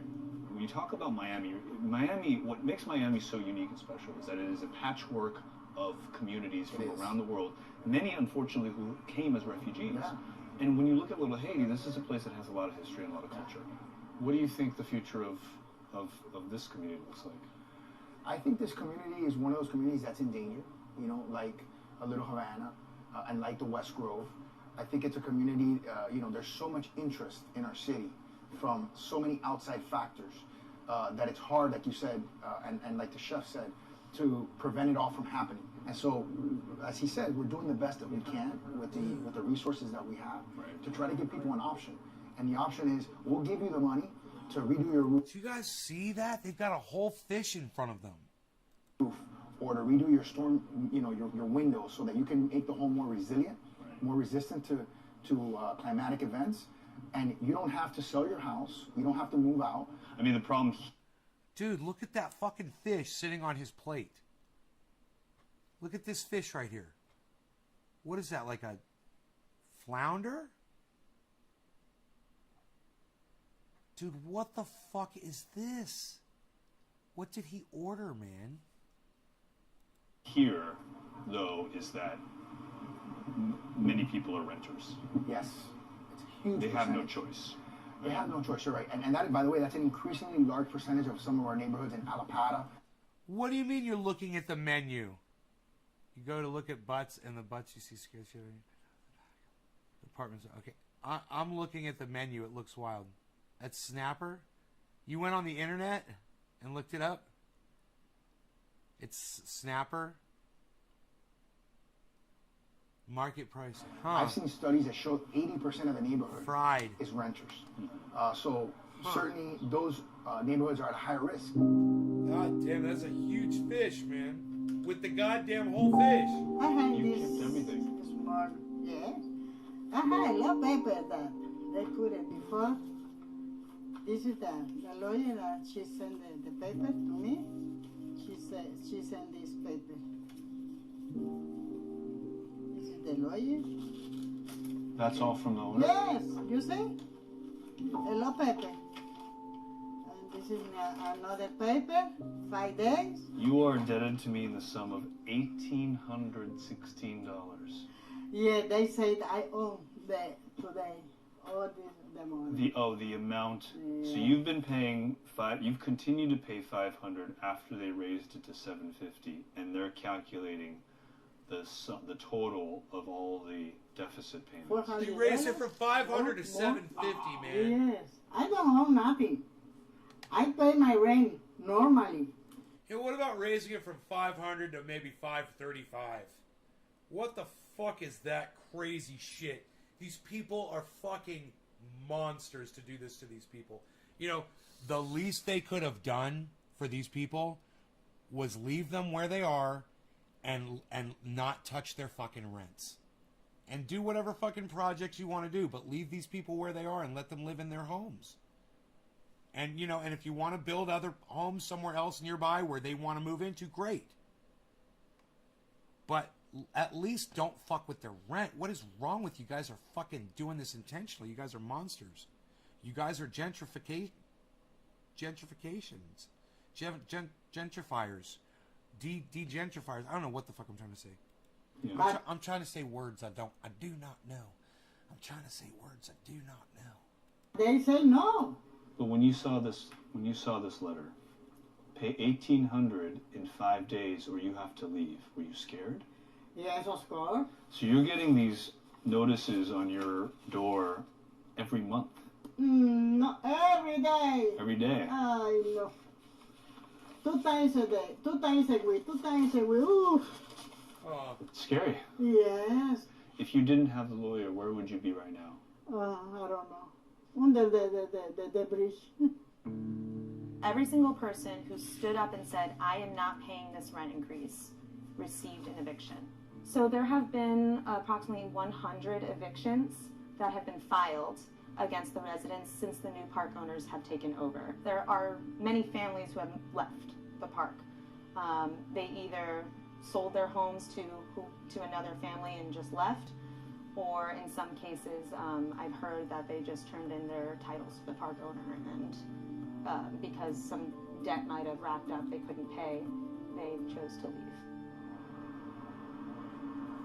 You say you don't want to evict people, but in the past year, the owners have sent out over 100 eviction notices. So Yeah. how do you square that? Easily. Sometimes, what's the expression? The grease, the squeaky wheel gets the grease. We've sent, prior to that, we sent letters out. Almost every one of those evictions has been resolved. I doubt less than 10 people have been evicted from the premises. I think anyone who's rented a unit before, apartment or home, knows rents are going to go up over time. 5%, 10% year over year. Totally normal. But when we're talking about a 30% or 40% increase over the span of 1 year, that smells like something else. That's not a typical rent increase. No, it's not. I agree. What you have to look at and what we've submitted, just so you understand the process. Cheers. The judge's job in this case is not to say, I like the landlord better than I like the tenant. Therefore, I'm going to do that. And he's not going to look at a lease and say, well, you all sign leases. He doesn't have to do that. His scope is market value. What is the market value of that trailer home in today's market? Just the dirt of the land itself is worth, far more than the original owner could ever have imagined, 50 years ago. You're talking about, $1 million a square foot property here. Now, $1 million a that's not square to foot. say, over the next 3 years, No we way. continue to do these 30% increases. That's not our plan.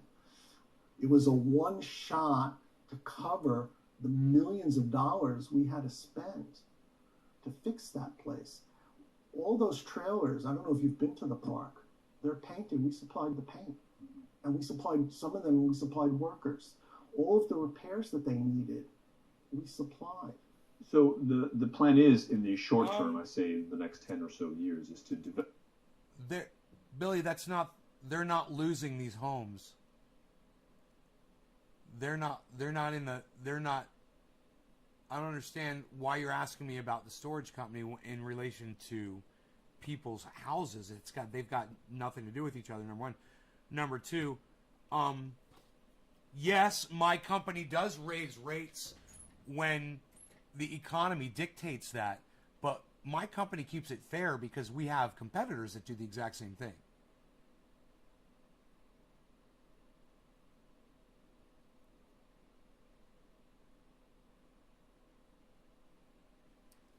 But, these people are about to lose their homes because they can't afford the rent. My company, they own the property. They're leasing. A lot of the property is well, I don't know.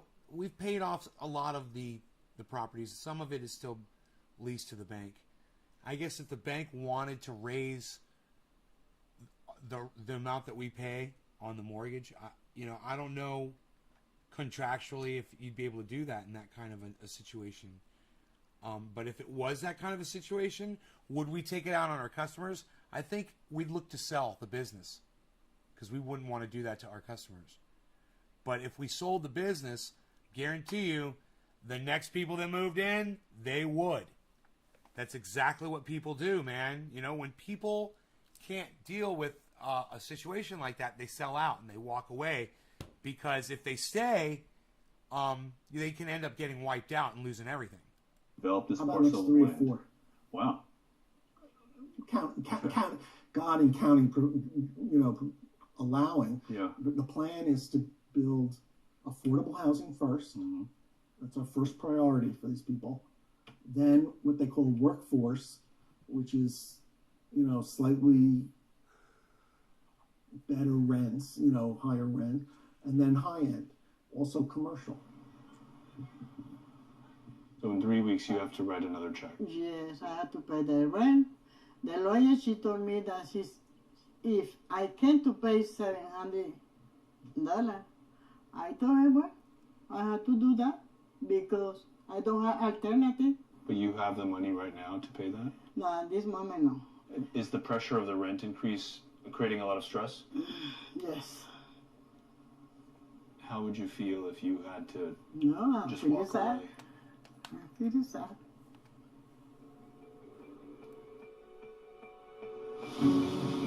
When most people think of climate change, Car they salesman. think of stronger storms and rising seas, and figure as long as they don't live directly in the impact zone, they're safe. But those with means will do what they can to stay out of harm's way. In Miami and everywhere else, climate change is threatening to put communities underwater. And today in Boston, the high water returns, submerging parts of the seaport. Crashing storm surge has already flooded this Barrier Island neighborhood with a river of fast-moving water. Oh my God, the truck is sinking. The truck is sinking. Devastating flooding hitting South Carolina has reached catastrophic levels. God, man, that guy on that tree. Dude, you fucking gotta climb that goddamn tree, bro, because the water's gonna keep getting higher. What are you gonna do when it's up to your fucking waist and you're hanging like that? You gotta go up right now, God, that is fucking scary. That is life or death shit right there, bro.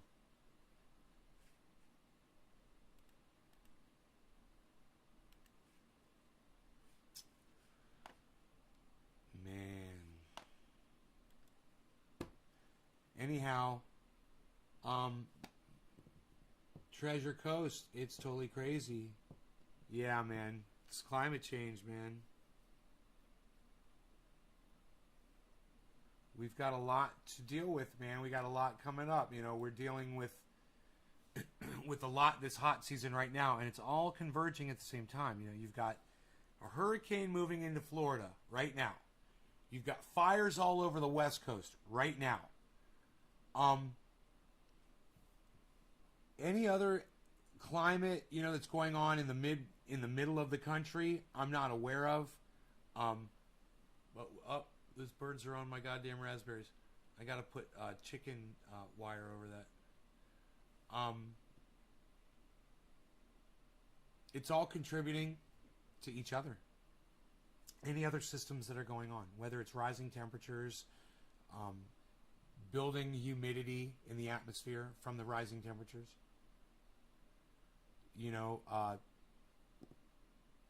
so much bleaching coral, acidification in the ocean.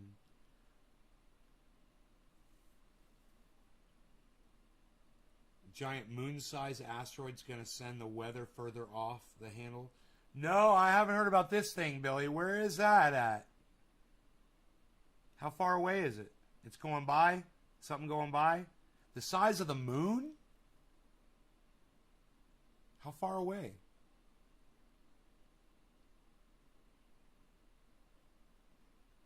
The country of Haiti is under state of siege. There's a bunch of fighting because they killed the president. Wow, is this going on right now? Is this like breaking news, bro?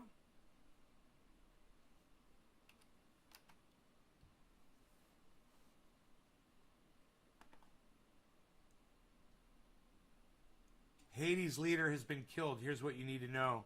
State of siege declared. Haiti's first lady was shot and is in treatment. Thousands flee violence in Haiti's capital. Oh my God.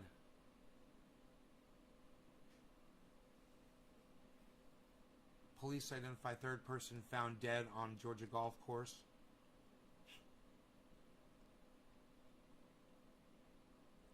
Microsoft issues urgent security warning. Update your PC immediately. Trump is suing Mark Zuckerberg and Jack from Twitter. What? Fuck you. You broke their rules. Terms of service, bro. They should countersue your ass.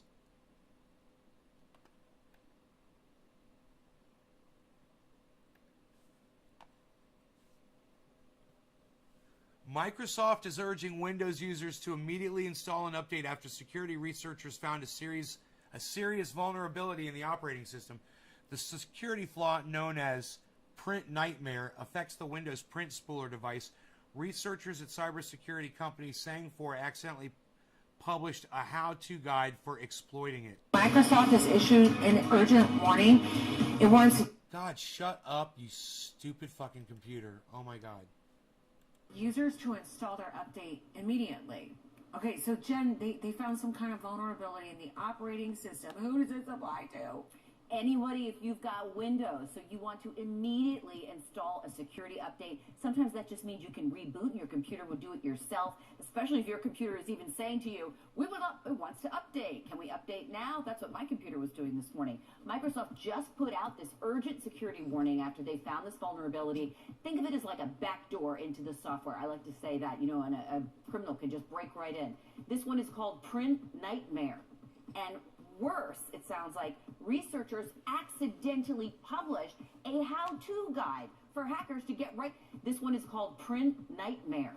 And into the software, I like to say that, door into the software. Think of it as like a backdoor into the software. I like to say that, and a criminal can just think of it as like a backdoor into the software. I like to say that, think of it as like a backdoor into the software. I like to say that, think of it as like a backdoor into the software. I like to say that, think of it as like a backdoor into the software. I like to say that. Think of it as like a backdoor. Think of it as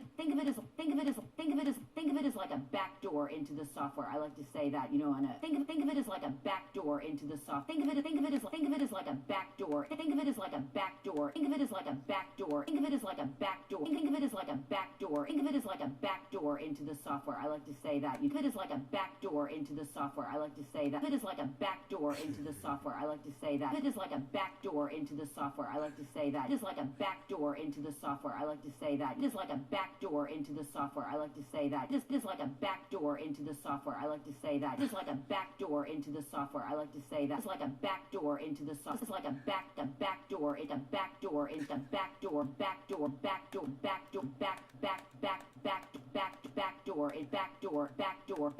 into the software. I like to say that the software. I like to say that software. I like to say that. I like to say that. I like to say that. I like to say that. I like to say that. I like to say that. I like to say that. You know, and a criminal can just break right in. This one is called Print Nightmare. And worse, it sounds like, researchers accidentally published a how-to guide for hackers to get right through that back door. That means they could take over your PC and do She some likes to say serious that. damage. Right through that back door. Get right through that back door. Get right through that back door. Get right through that back door. To get right through that back door. To get right through that back door. To get right through that back door. To guide for hackers to get right through that back door. For hackers to get right through that back door. For hackers to get right through that back door. For hackers to get right through that back door. For hackers to get right through that back door. Right through that back door. Right through that back door. Right through that back door. That means they could take over your. Get right through that back door. I need a fucking bong rip. This is so fun. I'm having so much fun right now. Windows 10 Cheers. and Windows 7.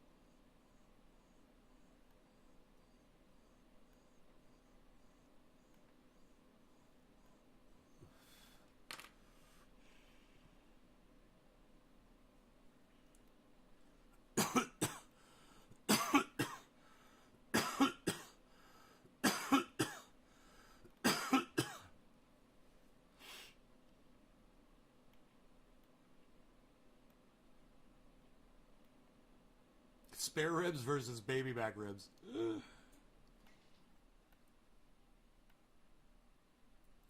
Moment of clarity with Lee Camp and Aaron Mate.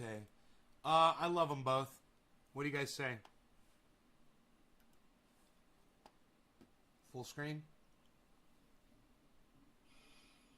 Hey everybody, welcome. Welcome to Moment of Clarity. Please take a second to share this and click the thumbs up and all that good stuff. Got a great show for you today, and I think you know that, so thanks for being here. I appreciate it. For those of you guys who don't know, this is Lee Camp, Government Secrets with Graham Elwood. Lee Camp, redacted tonight. Russian TV, Lee Camp, stand-up comic, friend of this show's. We've interviewed him, and he's told me he'd come back on if I want to have him. I'm also live on Rockfin, rockfin.com/LeeCamp. Oh, and if you donate in the Super Chat or any of that, all of that goes to people who are struggling. We give it all away. So if you donate in the Super Chat, if you donate on Venmo @LeeCamp, or if you donate on Rockfin, all of that goes to people who are struggling, people who need a leg up. And if that's you, you can email commentcensored@protonmail.com. Wait. So for those Wait. Let me ask Billy. Hey, Billy, is it okay if I play Lee Camp, bro? donations, thank you. All right, well, let's get into it. He probably doesn't need much of an introduction because you guys know him. He does great independent journalism. I've referenced his work endlessly on Redacted Tonight and on Moment of Clarity and whatever platforms. And yeah, there's a lot of new stuff to talk about. So I love you, bro. Aaron I love Mate. you. You know that. Hey, man. Hey, Lee. Hey, Aaron. Thanks for being here. I appreciate it. Aaron. Hey, you mentioned journalism. I'm almost forgetting what that is. No shit, right? It's just Twitter spats, right? I have spent an ungodly amount of time. I can make it look like I'm there with them. Media spats, but that'd be funny. I mean, well, at times you're doing videos and you're actually breaking it down, and that is very important. But at other times when you're literally dealing with assholes on Twitter, I'm like, thank God for Aaron. He's doing the Lord's work. The Lord's work. I don't know about that. I don't know about that. So, if I meet the Lord one day, if there is a Dude, Lord, I'm so happy to be listening to both of these guys talk to each other because I love them both. This is fucking 7 great. hours out of a day fighting with people on Twitter. I Thank don't you know for if arguing with Ryan Grimm on Twitter.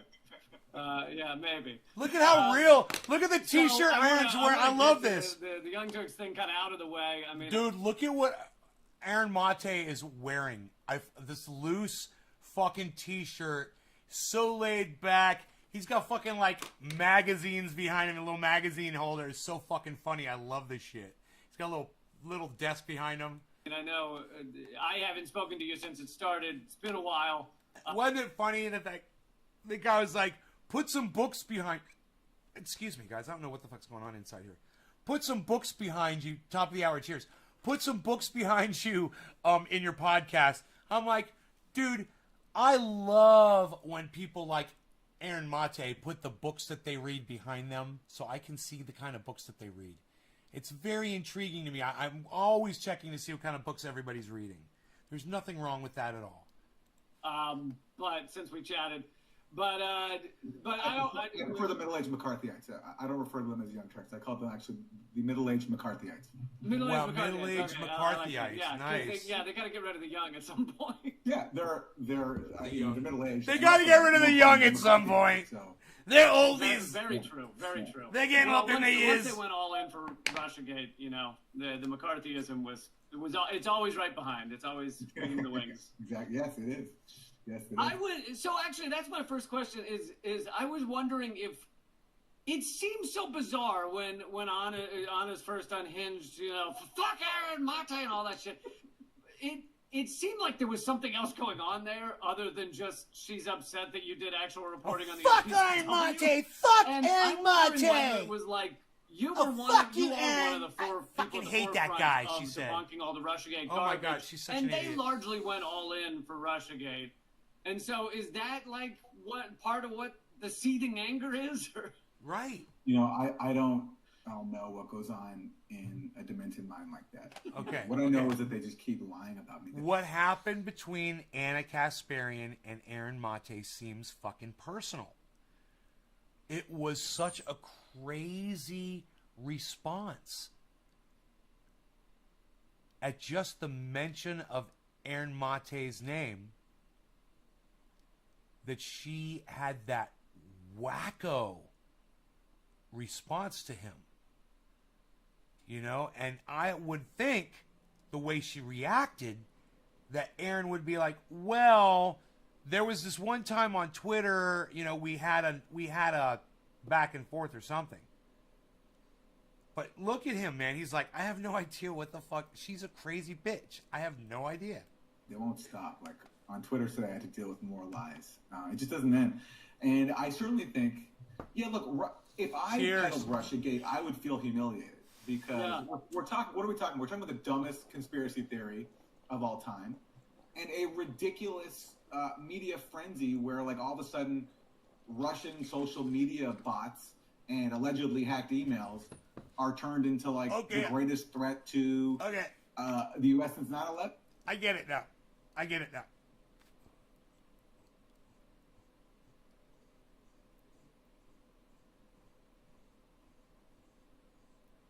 So the Young Turks jumped on the bullshit wagon with the whole Russiagate thing, while Aaron Mate investigated it, debunked it, and got a fucking journalism award for it. That's why Anna's dick is that big. That's why she said, fuck Aaron Mate, because she's jealous that he got a journalism award for debunking fucking Russiagate. Or was it for Syrian reporting? I think it was for debunking Russiagate. You know, so if you went along with that, how can you not feel embarrassed? You know, and then, you know, again, compounding that hysteria with like this fear that the president is really a Russian agent.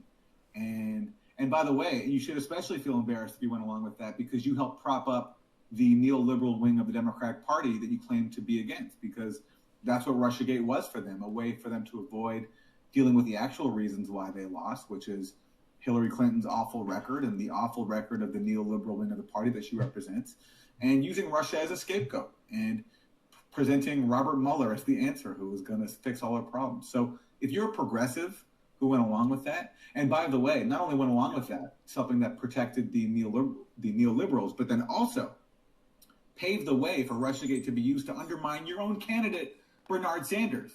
Do you know why I stayed out of the whole Russiagate thing?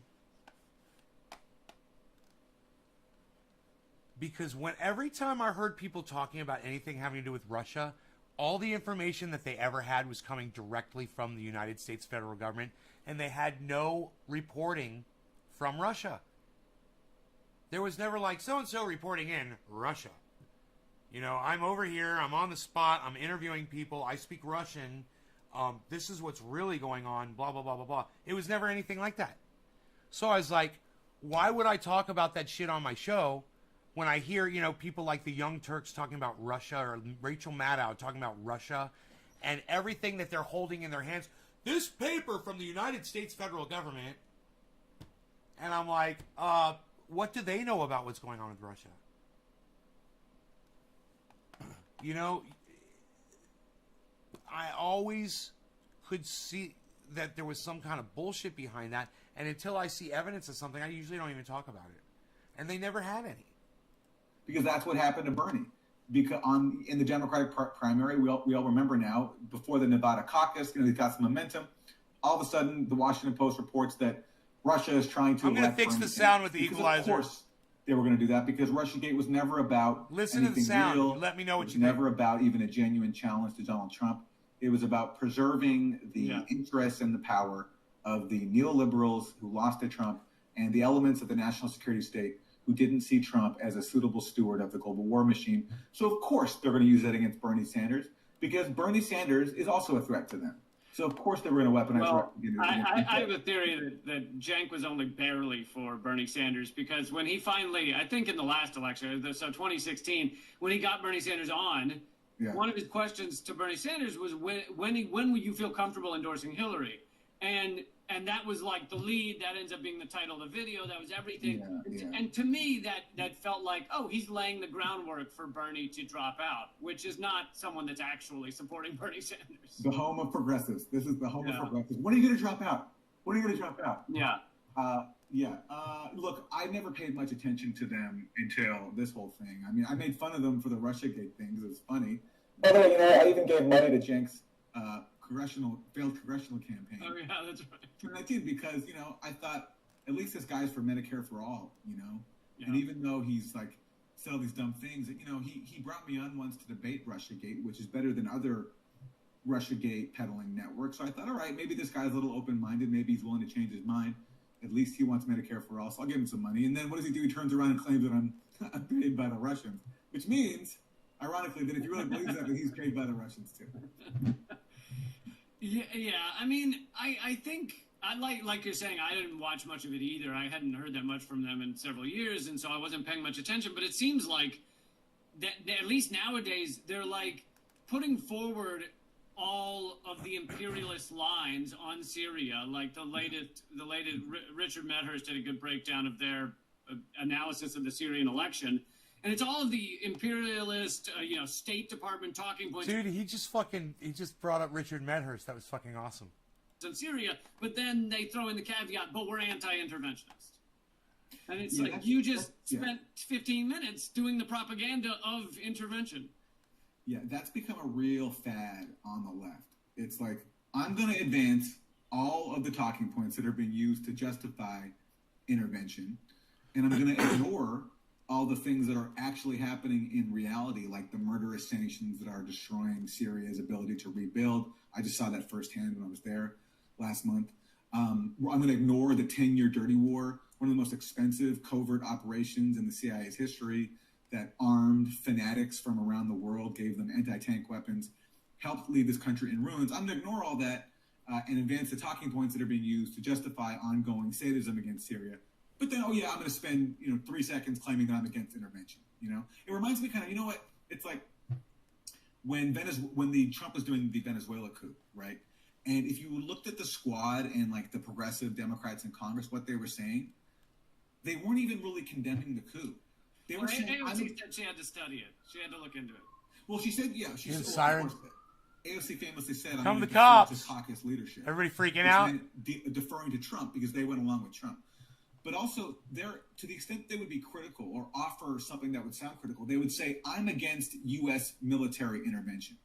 So in other words, I'm going to come out against something that is hypothetical, not even happening right now, and there's no threat really of the U.S. invading Venezuela, and I'm going to ignore what is actually happening, which is we are imposing murderous sanctions that are targeting the Venezuelan people, preventing it from importing basic goods that it needs to function as a society.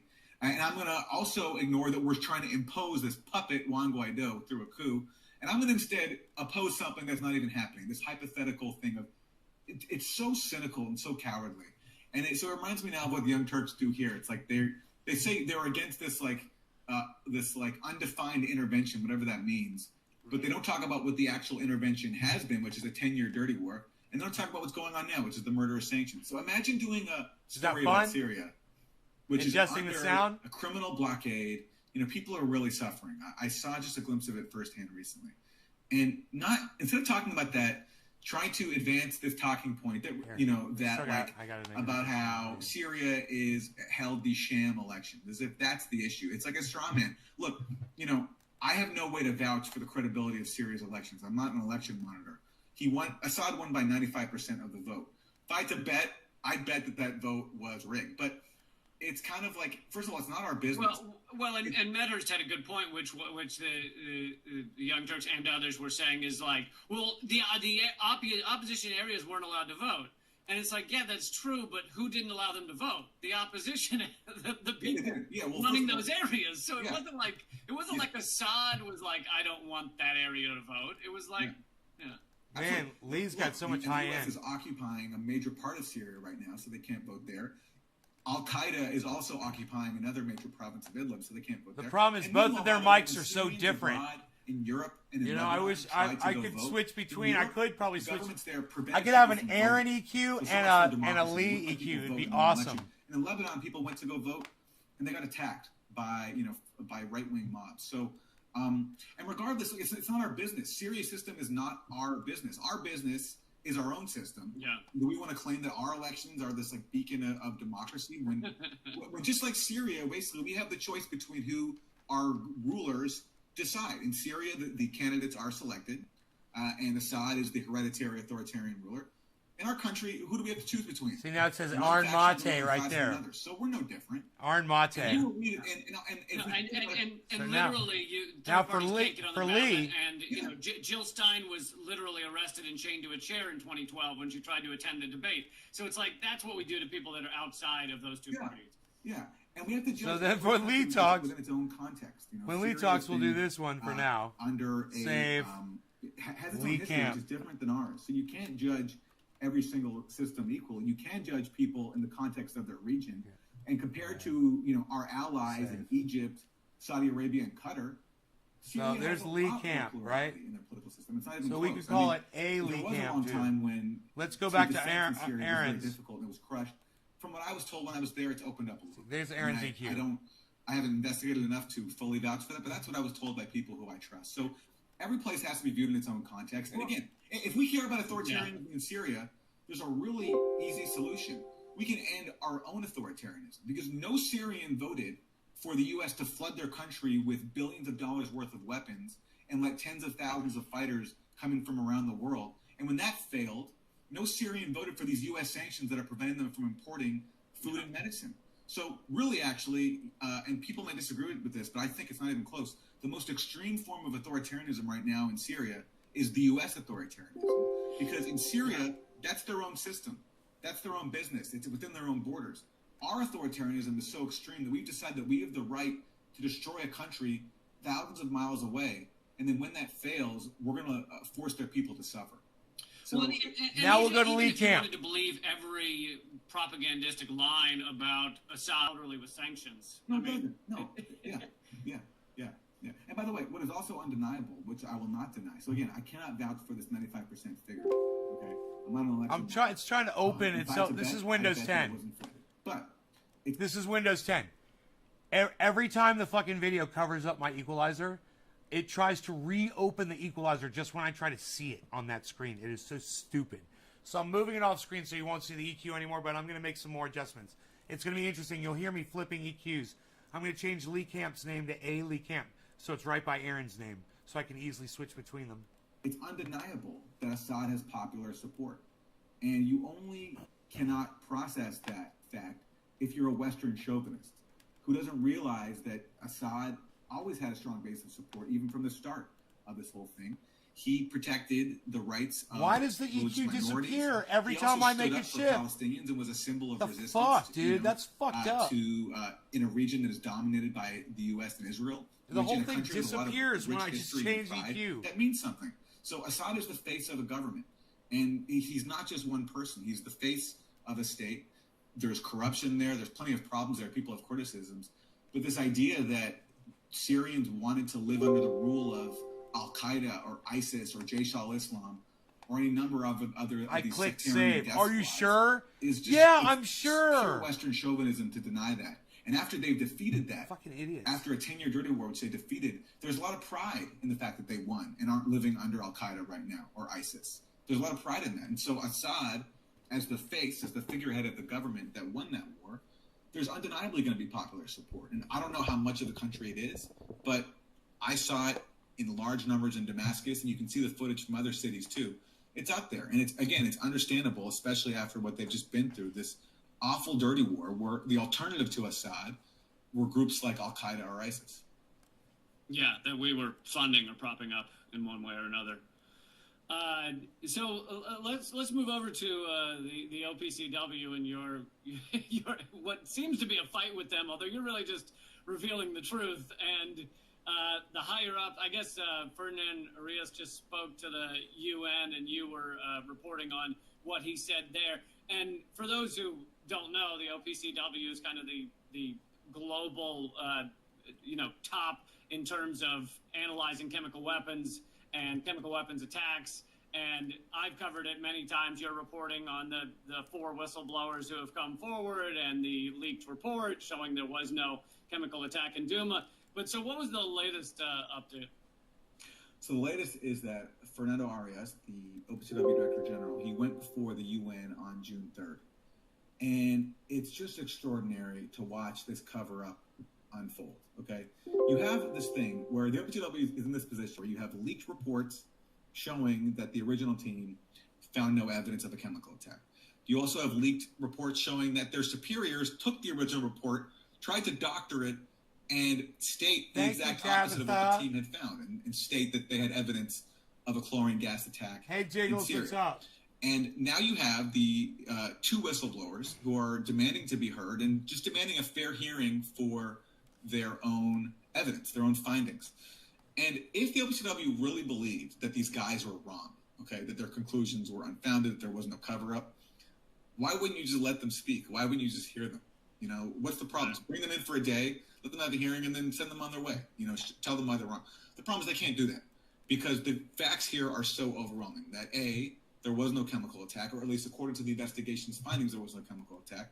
And B, there was a massive cover-up to hide this. There was doctoring of findings, censorship, sidelining people from the team, replacing them with people who didn't set foot in Syria, having a U.S. delegation come into the OPCW in an unprecedented move and try to pressure the team face-to-face to convince them that there was a chlorine attack by the Syrian government. So the OPCW cannot meet with its own inspectors. It can't acknowledge the facts. So then when you're in that position, when you're trying to cover up a cover-up, it leads to desperation. So first they tried the strategy of making false claims about the whistleblowers, minimizing their role, saying they weren't even members of the team, their role was limited, and that hasn't worked. Now they're being pressured by a group of eminent people. So it's not just, the gray zone calling this out. Now you have the OPCW's first director general, Jose Bustani, the inaugural leader of the organization. You have Hans von Sponek, a former senior UN official. Find the Daniel echo. Ellsberg, Noam Chomsky, Here, people like I'm that. gonna find calling that out the echo in OPCW his room. and just asking them to address the cover-up and issuing a very simple proposal. The proposal it was put out this year. If you're so confident in your findings and your investigation, then why don't you let your own scientific advisory board, the OPCW's own scientific advisory board, let them weigh these suppressed findings and meet with the inspectors and see what they say, okay? But again, the OPCW can't do that. So now they have to come up with all these excuses as to why really, they can't do anything. So Arias came to the UN on June 3rd, and it was this prolonged effort to try to claim that he somehow doesn't have the authority to let basic scientific transparency happen. So He invented basically all these new excuses. He said that the Scientific Advisory Board has no authority to reassess the work of a fact-finding mission, which is not true. I show the regulations in my new report for the Gray Zone, which says that in fact the Scientific Advisory Board can convene working groups to look at specific issues. And what's a more important specific issue than the most internally contested issue in the OPCW's history? So that. All right, guys, I'm going to cut this one. I love you all. Thank you so much for watching. I will see you guys on the next one. This maybe around 4:20 today, my time. So in about 4 or 5 hours, something like that. Love y'all. Take care of yourselves. Be safe. Enjoy the days. And I'll see you over there on Twitter, man. I'll be tweeting in between the shows. So I'll look for you on my 5 channels over there. It's easy to find my 5 channels. Just find my tweets where I tweet to all 5 of my other channels. Then you can follow all 5 of them. All right. Love you guys. Esteban! Bye, guys. I love y'all. It's my 14 solid.